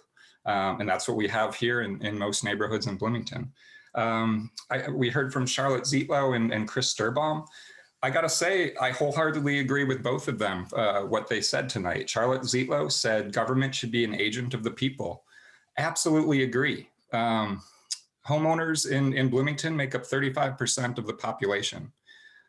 So the people are 65% renters. So who are we talking about when we talk about government being the agent of the people? We have to think about the entire community, not just a small group of homeowners in the most exclusive neighborhoods in the city. Let's see, Chris Sturbaum said that we have a shortage of homes to buy. Absolutely correct. I agree with Chris Sturbaum. We have a shortage of homes to buy. The problem, though, is that single-family home ownership is not synonymous with single-family homes. That is one type of home you can own. You can also own a unit in a duplex, a triplex. You can own a condo. You can own a townhome. When my wife and I moved here, before we had kids in 2009, we bought a unit, a townhome that was attached to 5 other units. We lived in a 6-plex, right? We owned that. That was pretty affordable, a lot more affordable than a detached single-family home. We could not afford that when we moved here. When we needed more space, because we had 2 kids and we were living in a 900 or 1,000 square foot condo, we were looking for houses in these core neighborhoods, completely unaffordable. I think I don't know why people think these neighborhoods are affordable. Go on Zillow. They're extremely unaffordable, the most unaffordable places in the city. Sure, you can find some affordable housing there, but on average, and that's what we have to think about when we think about policy, right? We've got to think about on average, those places are completely unattainable for the typical family in Bloomington. I think we're talking way too much about renting versus owning. Zoning is a tool. It's a long-term planning tool to help achieve goals that are 20 and 30 years out. And we keep using, and it's not just Bloomington, it's lots of jurisdictions across the United States. We keep using this long-term planning tool as a way to keep certain people out, like students, or to keep certain buildings out. Even though those buildings are historically very popular, I feel like folks who want to preserve these core neighborhoods as some form of historic preservation, it's very ahistorical single-family zoning. These neighborhoods didn't develop with single-family zoning. They developed all sorts of different housing types, and that made them more affordable. And now you see these more, the smaller homes in these neighborhoods, as Deborah Meyerson mentioned, they're being bought up, they're being torn down and turned into really expensive single-family homes because it's illegal to turn them into anything more affordable than that. Let's see, some people were talking about trends in the county. Absolutely right. Since 2015, 80% of all new homes in the county are detached single-family homes. Again, that's not the market choosing that. That's not people choosing that. Although many people like single-family homes. I live in a single-family home. There's nothing wrong with that. But a lot of people want more affordable homes to buy, and that's not a single-family home. So 80% of all new homes in the county since 2015, detached single-family homes. That's a lot of people, it's a lot of people living outside of the city who probably work here. There are 36,000 people who work in the city and live outside of it. If we can make it easier to build these more affordable housing types, we can bring a lot more people back into the city. That's additional local income tax revenue that the city gets without having to raise taxes. And I'm just gonna leave it at that. So thank you very much, and go IU women's basketball. Thank you. Richard Durison. My name is Richard Durison. I'm an Elm Heights homeowner for about 35 years, and I'd like to urge the Planning Commission to vote against Amendment 2. I don't have complicated thoughts about city planning. My alarm comes from personal experience. I see houses in my neighborhood being bought up, often by large rental agencies, and turned into rentals, taken away from single-family housing, turned into rentals. And I'm a professor, a retired professor, so I'm not against students, but all these rentals are student rentals because my neighborhood's near the university. And it's not producing affordable housing. It's not producing any kind of family housing. So even rental. My feeling is that making duplexes easier to create in this neighborhood, as Amendment 2 would do, would only accelerate a trend that I think is destructive to my neighborhood. That's it. Thank you. Thank you.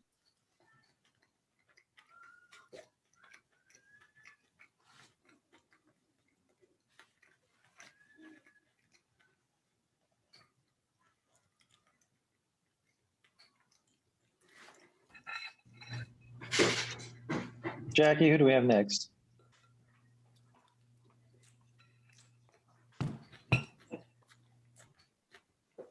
Jackie, are you with us?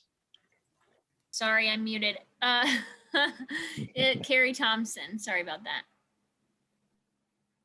Are you able to unmute, Carrie? I am. Thanks, Jackie. Sorry about that.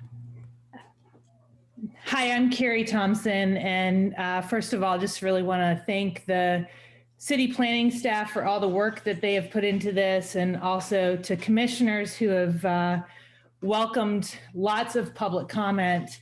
I'm asking you to vote no on this amendment.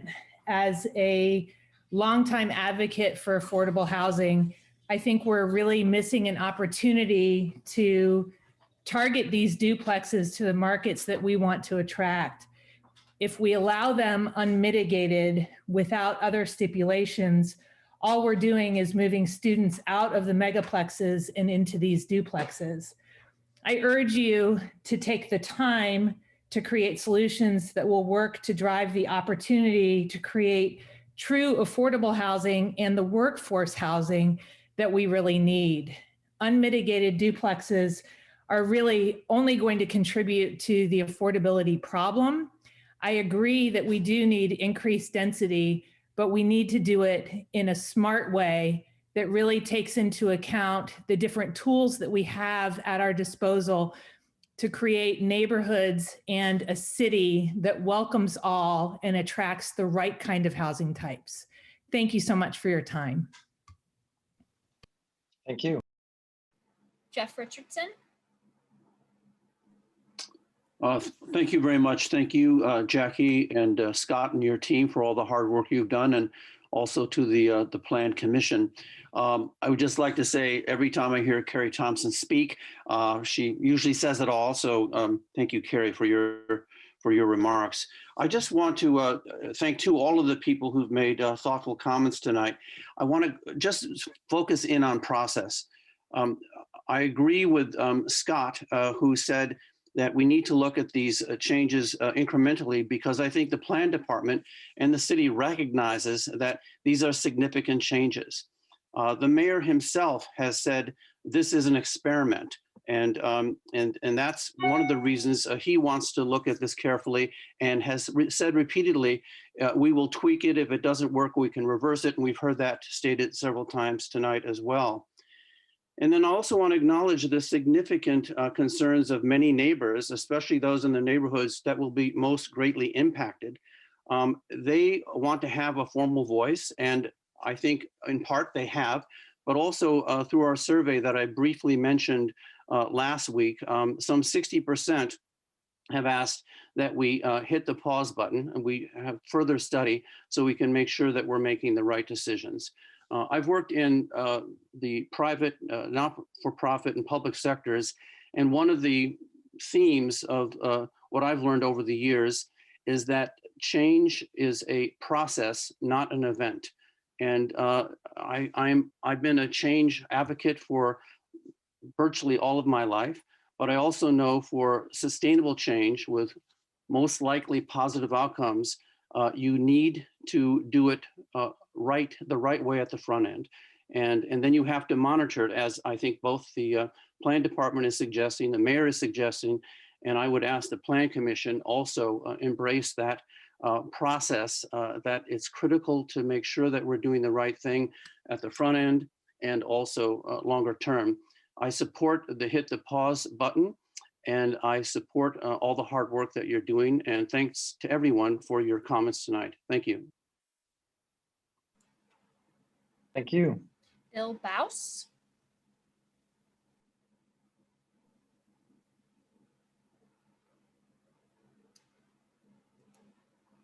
Bill, are you able to unmute?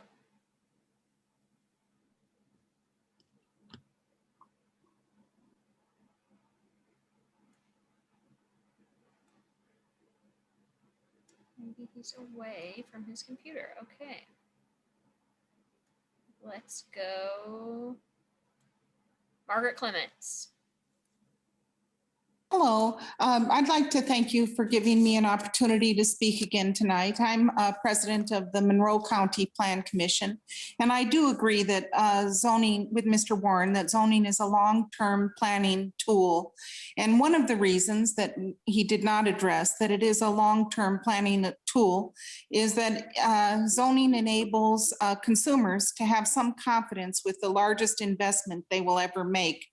It's really the primary form of intergenerational wealth transfer, the act of purchasing a home. So it's no surprise that when you propose radical changes, that the community shows up in force. I used to be a mortgage loan officer a long time ago, but One United Bank, the largest Black-owned bank, really is recommending that home ownership and the opportunity for home ownership is what's keeping especially minorities away from wealth creation and intergenerational wealth transfer. That being said, I'd like to also challenge the numbers that that are being proffered here, because I look at them very much in depth. And although the ROI has been studied and that Mr. Cochran has actually worked on that study himself, the very numbers that are contained in that report that indicate something like 5,000, a little bit under 5,200 units have to be created by the year 2030. Just since that report has been published, we have exceeded that number. We have 4,098 multifamily units that are either under shovel right now, have been approved, or have just finished completion. That excludes the 123 units at McDowell Gardens. That excludes the hospital site, Switchyard Park, and the new item under shovel over there at Henderson and Huntington. And so I challenge the numbers, this kind of heightened assertion for a housing shortage that I just don't see any evidence of. The number of 4,098 not only excludes those other properties that I just indicated, but it also excludes the senior housing that's been built at Meadowwood. It excludes the Patterson property for the 55 and older community over by Crescent Donut. It excludes a lot of things, but it certainly indicates that the housing shortage is being overstated by this administration. And it also excludes the numbers of multifamily units and single family units that are being built in the county, which number somewhere around 2,000. So I just, although I'm disappointed that you did not hit the pause in order to really study and analyze the data, I would urge you to vote no on this amendment. Thank you very much. Thank you. Leslie Skoglund. Hi, thank you for the opportunity to speak. I'm going to make this really short. My name is Leslie Skoglund. I am a homeowner in the near West Side neighborhood. I support plexes. I welcome them. I look forward to the increased diversity and affordable options that I believe they bring. I'm not even remotely afraid of this or worried. I support Amendment 2, and I hope you will as well. Thank you. Thank you. Gail Weaver. Hello, can you hear me? This is David Weaver. Yes, we can hear you. Okay, I'm urging you to vote no on this amendment.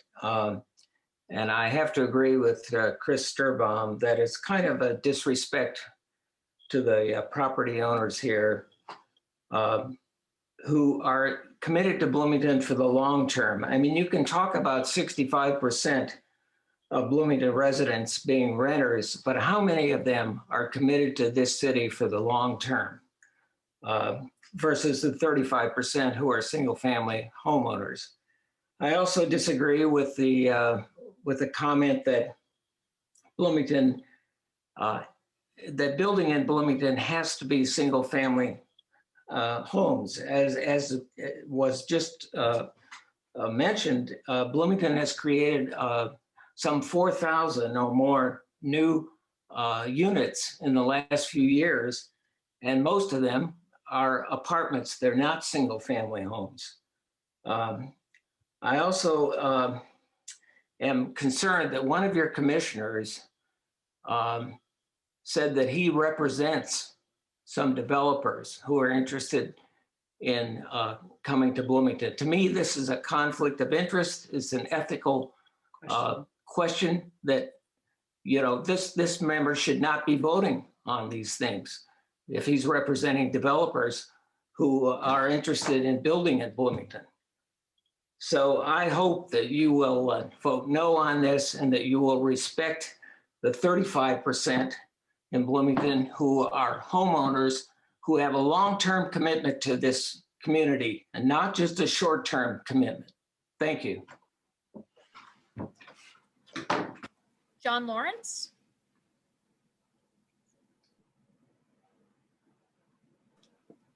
Hi, my name is John Lawrence, and I'm from Bryant Park.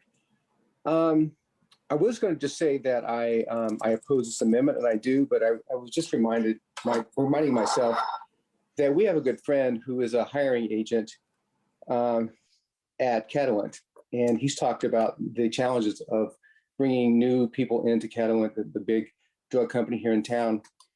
And the new hires at Catalent, they want to live in homes. They don't want to rent, they want to buy. And he's told me that because of the shortage of houses to buy, all his new employees are moving to places like Ellettsville and other places. And he was telling me how much he sees the changes in UDO as such an incentive for his employees to be able to actually live in Bloomington. So I just would like to say that I oppose this amendment. So thank you. Thank you. William Coulter. Is that okay? Hi, thank you. Please vote no on amendment number 2. Although it was an inadequate response, the administration removed the by right option for duplexes in R1 through R4 and made the use conditional. This was in response to resident feedback about how this option would negatively affect the quality of life in core neighborhoods. An influx of additional student rentals would cause this deterioration. Living between a currently existing duplex and a triplex in Elm Heights, I've got a lot of experience with noise from undergraduate residents at all hours of the night and day, but mostly at night. The administration's amendment making duplexes conditional would deny the duplex option to landlords with current violations of existing rental units. In part, this is inadequate because residents currently spend inordinate amounts of time enforcing existing regulations. For example, the triplex behind my house routinely has more cars parked on the lot than allowed by code. Reporting violations temporarily reduces the number of cars, but eventually the problem recurs. Eternal vigilance is required for enforcement, and it invariably falls to residents to police violations. That burden is already high, and this duplex proposal, as the administration proposed it, is just going to add to that. But the inadequacy does not stop there. Enforcement of the current violation rule for new duplexes will be difficult to enforce, and it seems it would be the only valid objection that could be raised to a conditional use request. It is apparently not required that such a conditional use request be heard by the Board of Zoning Appeals, so we as residents apparently must hope that the hearing officer is aware of such violations. As inadequate as this arrangement is, it does offer some minimal hope that we will be able to preserve some semblance of our current situation, however tenuous that situation is due to the existing undergraduate rentals. Passing amendment number 2 would remove that faint hope. Current residents would face the possibility of waking up one morning to find a construction crew at work on the house next door performing a duplex conversion and subsequently 6 rowdy undergraduates in that duplex. Not only will this negatively affect current residents, but future prospective residents who work for a living will find that no new suitable housing has been created due to this failure to take into account the outsized role that student housing plays in the Bloomington real estate market. Some of my neighbors who are renters are perfectly acceptable as renters, as neighbors, but unfortunately, most of them are students and are not. Thank you.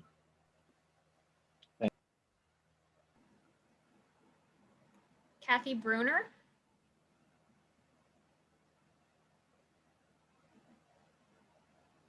Hi, my name is Kathy Brunner, and I currently live in the McDougal Gardens area. I have been a renter here for the last, 19 years. And I'm about to buy, hopefully, my first house as a single parent. And I'm opposed to the Articles 2. I think for all the reasons stated, for the opposition, is that I do not think rushing into this decision to add additional plexes is in the best interest of our community, and it needs more thought to truly make it an equitable choice. Thank you. Thank you. Jim?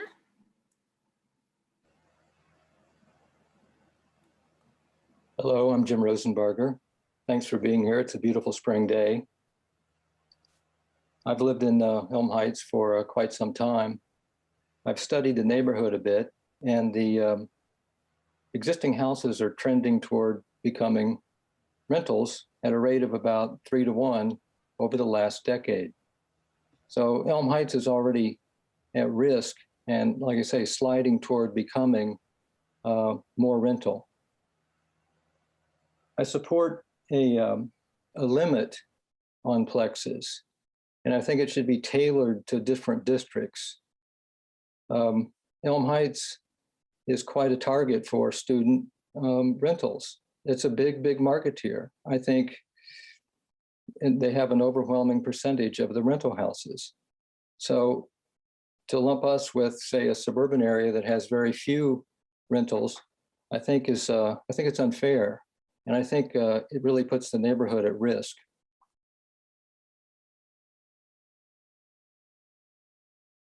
That's all I wanted to say. Thank you. Thank you.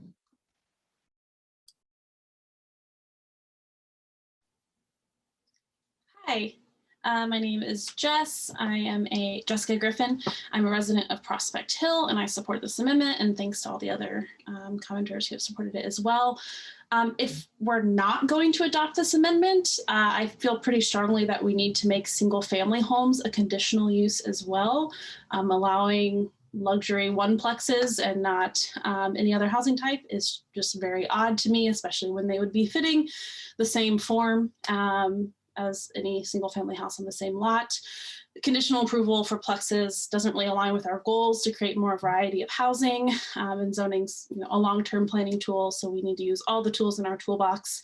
And as some other people have mentioned, it's a living document, and if we need to course correct, we can, but I ask the commission to adopt this amendment. Thank you. Thank you.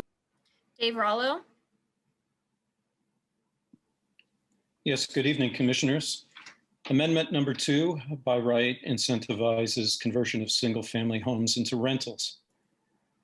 Few plexes are owner occupied, that's a fact, and we cannot by law require them to be owner occupied. This conversion to plexes removes the most affordable homes from our housing stock, so works counter to affordability by reducing supply and also by increasing an incentive for speculation by developers. There's no reason to think that these rentals will be anything other than market rate, so little prospect of affordable rentals. This amendment works counter to owner occupancy, which is a stated goal in our comprehensive plan, and it works Also, counter to the comprehensive plan, which states in policy 5.3.1, we should avoid placing plexes in single-family neighborhoods. Please vote no on the amendment. Thank you. Eric? Yes, thank you. My name is Eric Ost, and I would like to thank all members of the Planning Commission for your thoughtful investment of time and attention in service to our community. I ask that you vote no on the amendment now being considered to make duplexes be a permitted use.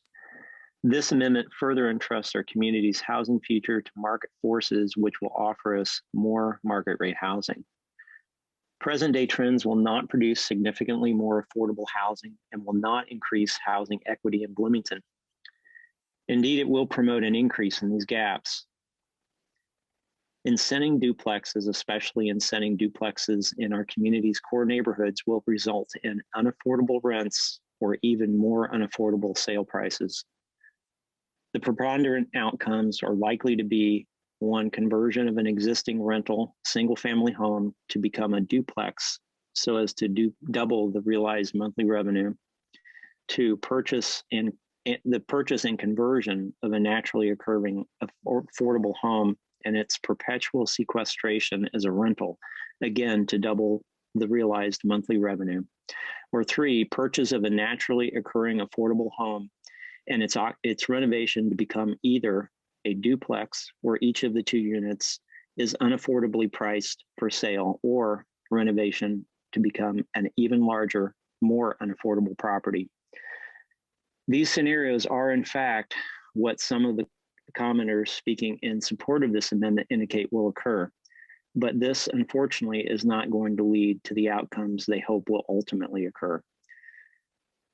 Bloomington's current and future housing needs are not well served by this amendment, and I ask that you vote no tonight on Amendment 2.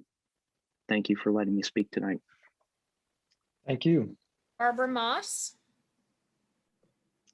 Hi, my name is Barbara Moss, and I would just like to state that I would request that you vote no on this Amendment 2 to make duplexes as of right permitted use. I have enough concern that that the conditional use is not protective of these core neighborhoods in and of itself. So I surely am not in favor of making them a permitted use. I'd also like to say that I think so much of what is at stake here is, well, in addition to the core neighborhoods, which I do believe this will destabilize making these duplexes, young people don't have an opportunity to buy into the system. And a lot of people have talked about that. And I really think that's where we should be putting so much more focus with our resources and energies and smarts. This community sure has a lot of that, particularly the latter. And I wish we would be focusing more on that. I have a 32-year-old son who is also having a problem, being able to afford a home. And I just wish that we would put more emphasis on that aspect, because I do not believe that what you're trying to do here is going to help people realize the dream of home ownership, which I do believe, as several others have pointed out, is really very important, and it is a way of building wealth and transferring it from one generation to the next. Okay, thank you.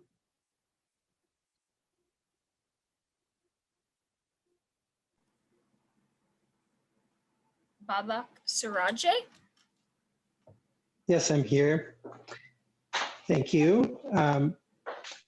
I've been in Bloomington for about 10 years. I've been a homeowner in different neighborhoods, and most recently I've moved to Heights.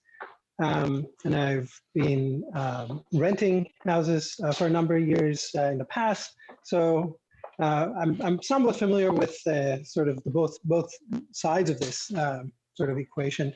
And one thing that I've been missing in this discussion is any sort of realistic data point showing what happens either way. if we go this way with zoning law. What is the correlation, for example, between high density housing and pricing in a place like Bloomington or in Bloomington currently itself? One thing I wanted to say was that when thinking about the effect of this, I've been recently kind of trying to look at an affordable house for my aging mother. And there are lots of places that are desirable in terms of walkability and access to resources and so on. And yes, they are expensive, but there are also some options. And in thinking about what happens if you vote yes or no, I realized that if you do vote yes for this amendment, one thing that I should do is just to take all the money I have in the bank, go buy a small, affordable place right now, and in 6 months, I will probably have double that money. So if you vote yes, I will thank you for that. However, I think if you don't want people like me who have the resources, who have some money in the bank, and can go that route and make themselves richer at the expense of the real people who need affordable housing, I urge you to vote no. Thank you. Hey, Joe Bollinger.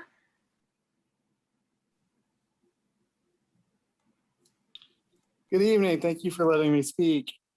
The one point I want to make a comment about is the idea that the housing in these core neighborhoods is affordable.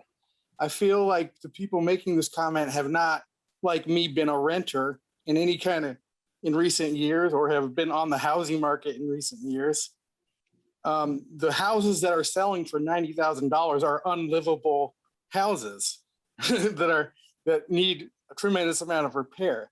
A livable house in a residential neighborhood in Bloomington is not selling for $90,000.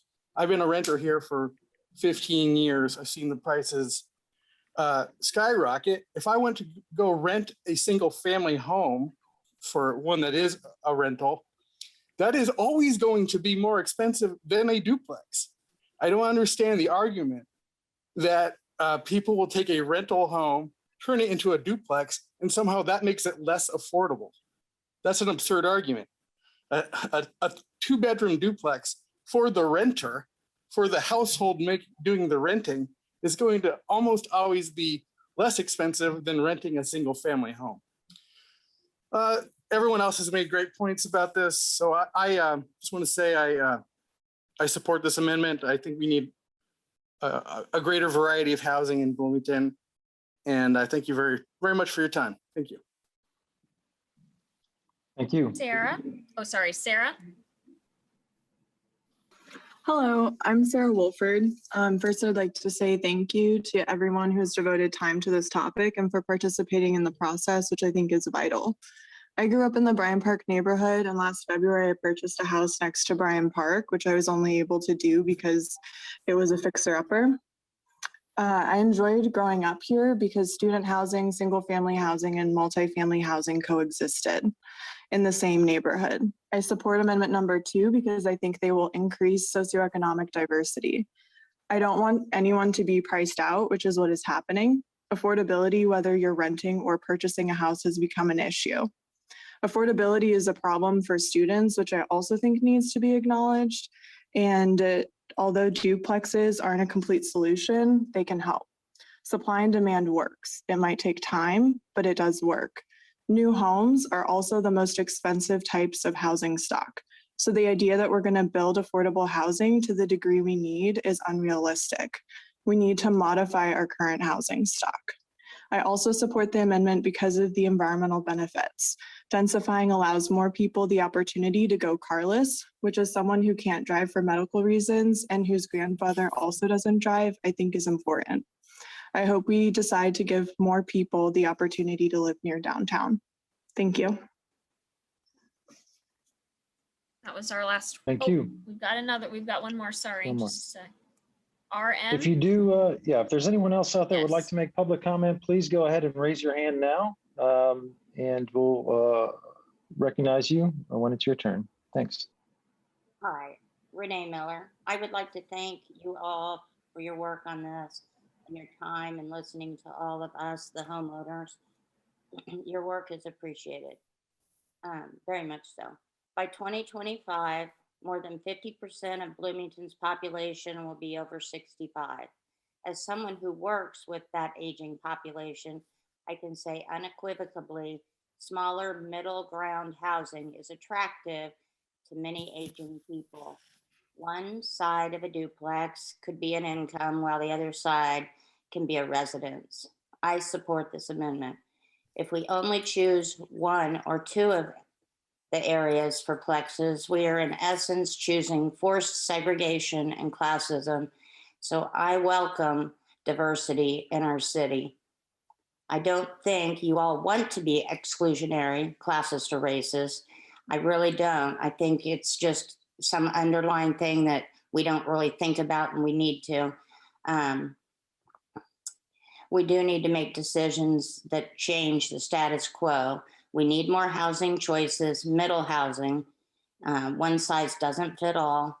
I'm a voter, a property owner, a native of Bloomington, and as one who has property in two areas, two exclusive neighborhoods, single family neighborhoods, I think it's important to welcome those who want to live within the city limits and dwellings that is not a single family, nor an apartment, but a plex.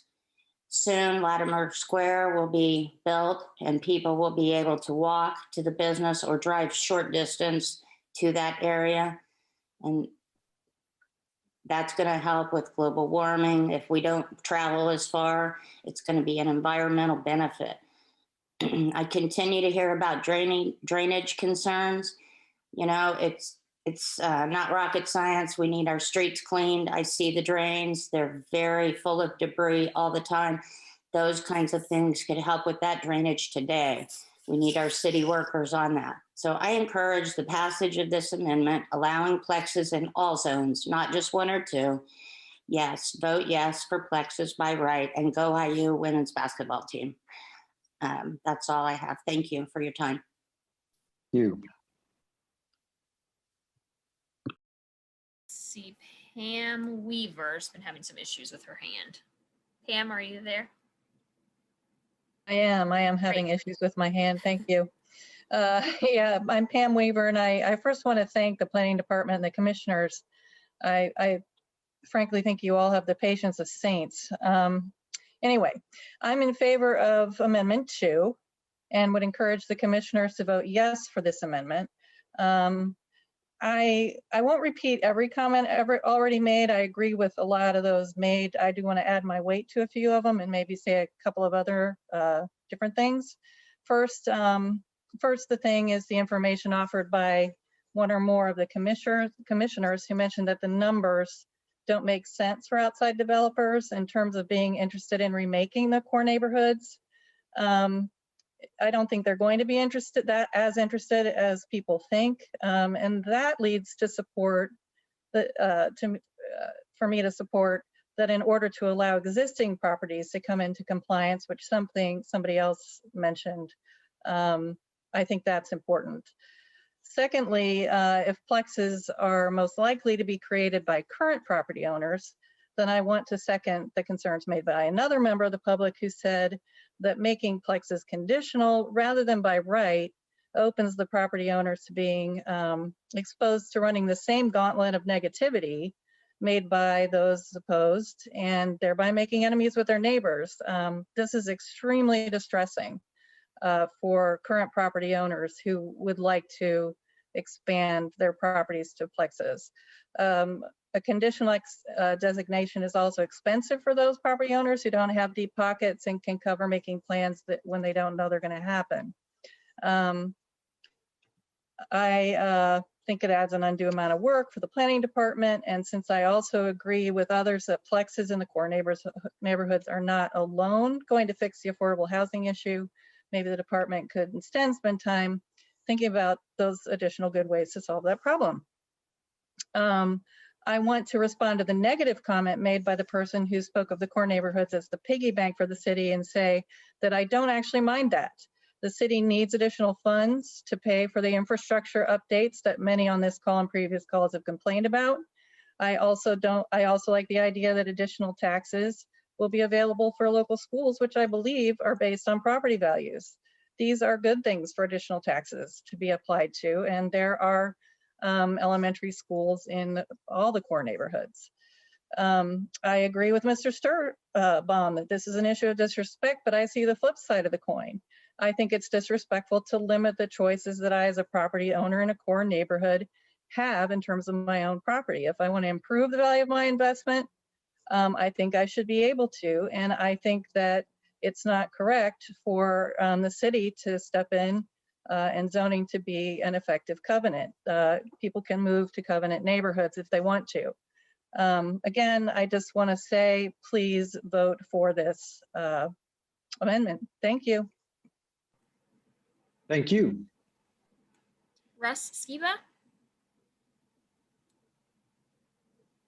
Yes, hi, thank you very much. I want to thank the Plan Commission for their diligent work on this. It is a phenomenal piece of perseverance that you guys are able to sit through all this, and I'm very thankful for that. I'm in the Hoosier Acres neighborhood, and I'm also the chair of Go Farther Together, a group of concerned citizens from across Bloomington who are advocating not for an unlimited delay or stopping of the Plex proposal, but rather for a time-limited pause to determine whether citywide upzoning is really the best way for our community to address the serious and complex issues of housing availability, racial and economic equity, affordability, and sustainability. We've heard a little bit, but not much tonight, about the process and why we believe that there has not been sufficient meaningful input from the community about this proposal and why it is being rushed through. While the mayor and planning department may believe the process was sufficient, the majority of residents in this community do not. This proposal was brought before the council in 2019. It was overwhelmingly rejected by the community and voted down by the city council.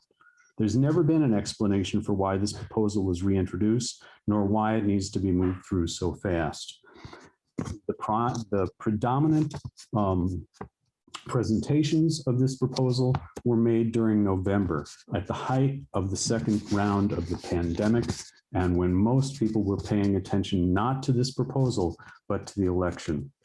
I very much appreciate the work of the Plan Commission, but I fear that the process, even for these two meetings, has been very much inadequate. The packet for the first meeting was not released until just before the first meeting. The amendments were not made available to the commissioners prior to the meeting. They were not made to the members of the community until well into the meeting. The amendment provided to the Plan Commission, the first amendment, was in fact wrong, making the commission need to consider the amendment without even having an accurate copy of the amendment in front of them. As Chris Sturbaum says, this lack of transparency and disregard for citizen input is disrespectful to the citizens of this community, but it is also disrespectful to the plan commissioners who are working so hard to try to get a handle on this issue, when they have to make decisions and consider issues without even having the information they need to make those decisions. It has been apparent to many residents of this community, those who are members of Go Farther Together and others, that we need to have a pause in this process so that we have more meaningful engagement from the community. We urge anyone who is interested in joining our call to hit the pause button to visit our website at www.gofarthertogether.org. We urge you to vote against this amendment. Thank you. Betty Rose Noggle. Hey, that wasn't bad. That was very good. Good evening, and again, as everyone has been thanking the Plan Commission, I will do so as well. I will also speak in favor of the benefits of a Zoom meeting for some people. I certainly would not have gone to a 9-hour city council meeting if I had not been able to Zoom. And I'm sitting here on my couch in my living room, and I'm very grateful for Zoom and the fact that it is possible to do that. I urge you to vote against this amendment I have lived since 1985 in 3 houses, 4 different times, 1 block south of First Street. I bought the houses that I did because they were close to where I worked. The charms of the neighborhood grew on me.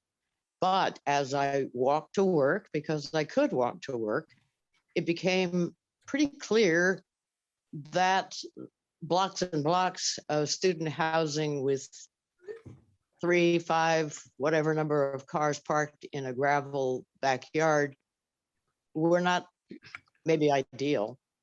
But the thing especially that, having lived in Bloomington since 1970, that boggles my mind is the idea that anything built close to the university could possibly be what anyone would call affordable and would be sold or rented to anyone other than students or somebody seeking to benefit from students. So I urge you to vote against. Thank you for your time and your work. Thank you. Ed Bernstein. Hi, this is Ed Burns. Can you hear me? Can you all hear me? Yes, we can hear you. Go ahead. Okay. Hi, my name's Ed Bernstein. And again, I'd like to echo your patience and diligence and all the hard work that you've done. My wife, Wendy, who you've heard from earlier, we've lived here for 29 years in the same house, an older house built in 41. That was a wreck when I bought it on an art professor's salary. We have duplexes, rentals, B&Bs, and a large apartment complex, and a mixture of every age, family group, and students. Upzoning in this core neighborhood to achieve proper density and possible, quote, affordable housing reminds me of Ronald Reagan's trickle-down economic There she goes. from the 80s that gave huge tax breaks to the rich. And we all know how that turned out. The current plan has, I think, the same false thinking. Building plexes in the core neighborhoods, and at some future point, you may achieve the needed density and affordable housing stock.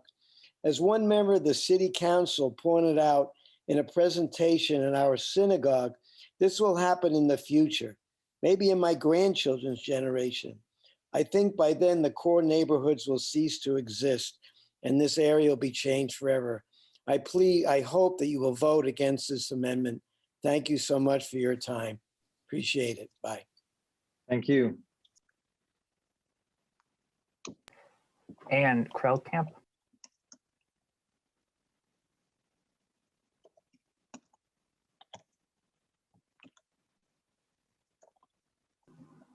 And you should be able to unmute.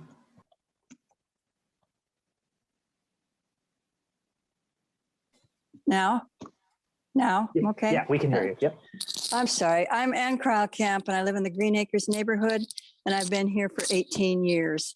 And I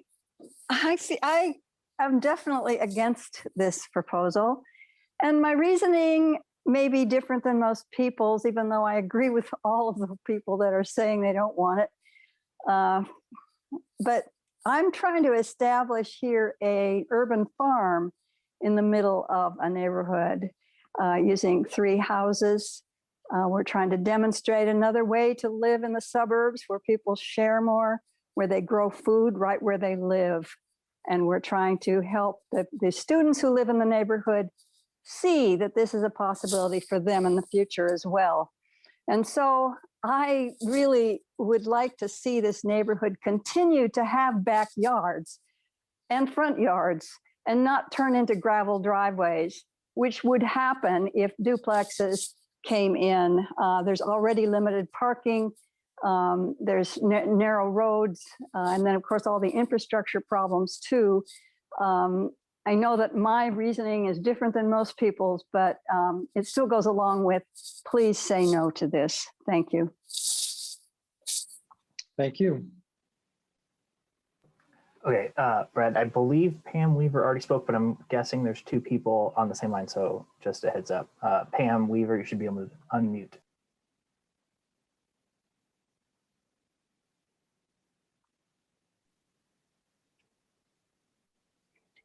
Hi, this is Dave Weaver, and longtime Bloomington resident.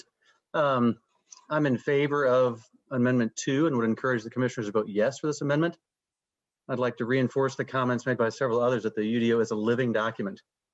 If there are in fact a whole bunch of outside developers who Google alerts them every time to swoop in and take over core neighborhoods, we can put on the brakes. Because of this and because of many of the commissioners have said, very little new information has been offered in addition to the comments made during the adoption of the UDO, that there's no need to hit a so-called pause button. Maybe the planning department of the Plan Commission could display a count of new plexes in core neighborhoods on their websites that allow the public to visibly see what the impact of the decision is on an ongoing basis, real time. I don't believe that all the plexes will be the result of tearing down existing single-family homes, since plexes can also be made by adding more square feet to existing structures. Nor do I think all plexes will be rentals. I hope that some of those who actually could be the starter home for young families, which can be a good alternative to a single family starter home, or can be an alternative for an older person who doesn't want to keep up a single family home but doesn't want to leave their neighborhood. We certainly have taken advantage of that in multiple cities. We are plexperts, I like to say. We've lived in many different kinds of plexes around the world. So I'm excited to share my core neighborhood with more people. So I urge you to vote yes on this amendment. Thank you. Thank you. Barry Clapper. Hi, good evening. Thank you for the opportunity to speak this evening. My name is Barry Clapper and I live in Elm Heights. I also serve as a member of the Bloomington Board of Zoning Appeals. And I want to ask you this evening to vote against this amendment. I think that conditional use is a very valuable tool that has a place in this process. Having heard a number of cases over the last 10 years, I know that things dealing with property often are not straightforward. There are often peculiar conditions and certain aspects that need to be looked at more closely. And a conditional use process allows a little bit of that to happen. I think that it is a modest way to allow folks to enter into discussion together, because whether they know what's happening on their neighbor's property, they will continue to be neighbors into the future. And my experience has been seeing that when people can have a discussion and have their concerns, their fears, what have you, addressed openly and fairly, that leads to a better long-term situation for everyone involved. So I urge you to vote against specifically this amendment this evening, because I do think that conditional use, at the very least, has a place in this process. Thank you. Thank you. Are there any additional members of the public who would like to comment on amendment number 2? I don't see any hands raised at this point. Ryan, do you see any other hands raised? Anyone else who's Yeah, Judy's iPad just popped up. Ah, I see. Go ahead, Judy's iPad, you can go. Okay, can you hear me okay? We Hello? can hear it. Yeah, we can hear it. Okay, great. Yeah, I've been enjoying gardening and listening to things off and on. I am for conditional use. I think that anytime we do building in our city and county, oversight is a great thing. And that's what I think our planning department can do very well to provide positive growth in our community. And that's all I wanted to say. Thank you. Any other public comment on amendment number 2? Brian, do you have access to the Facebook feed to check if we have any comments? I do. There are no comments. Okay. Oh, looks like there's one more raised hand. Pam Weaver.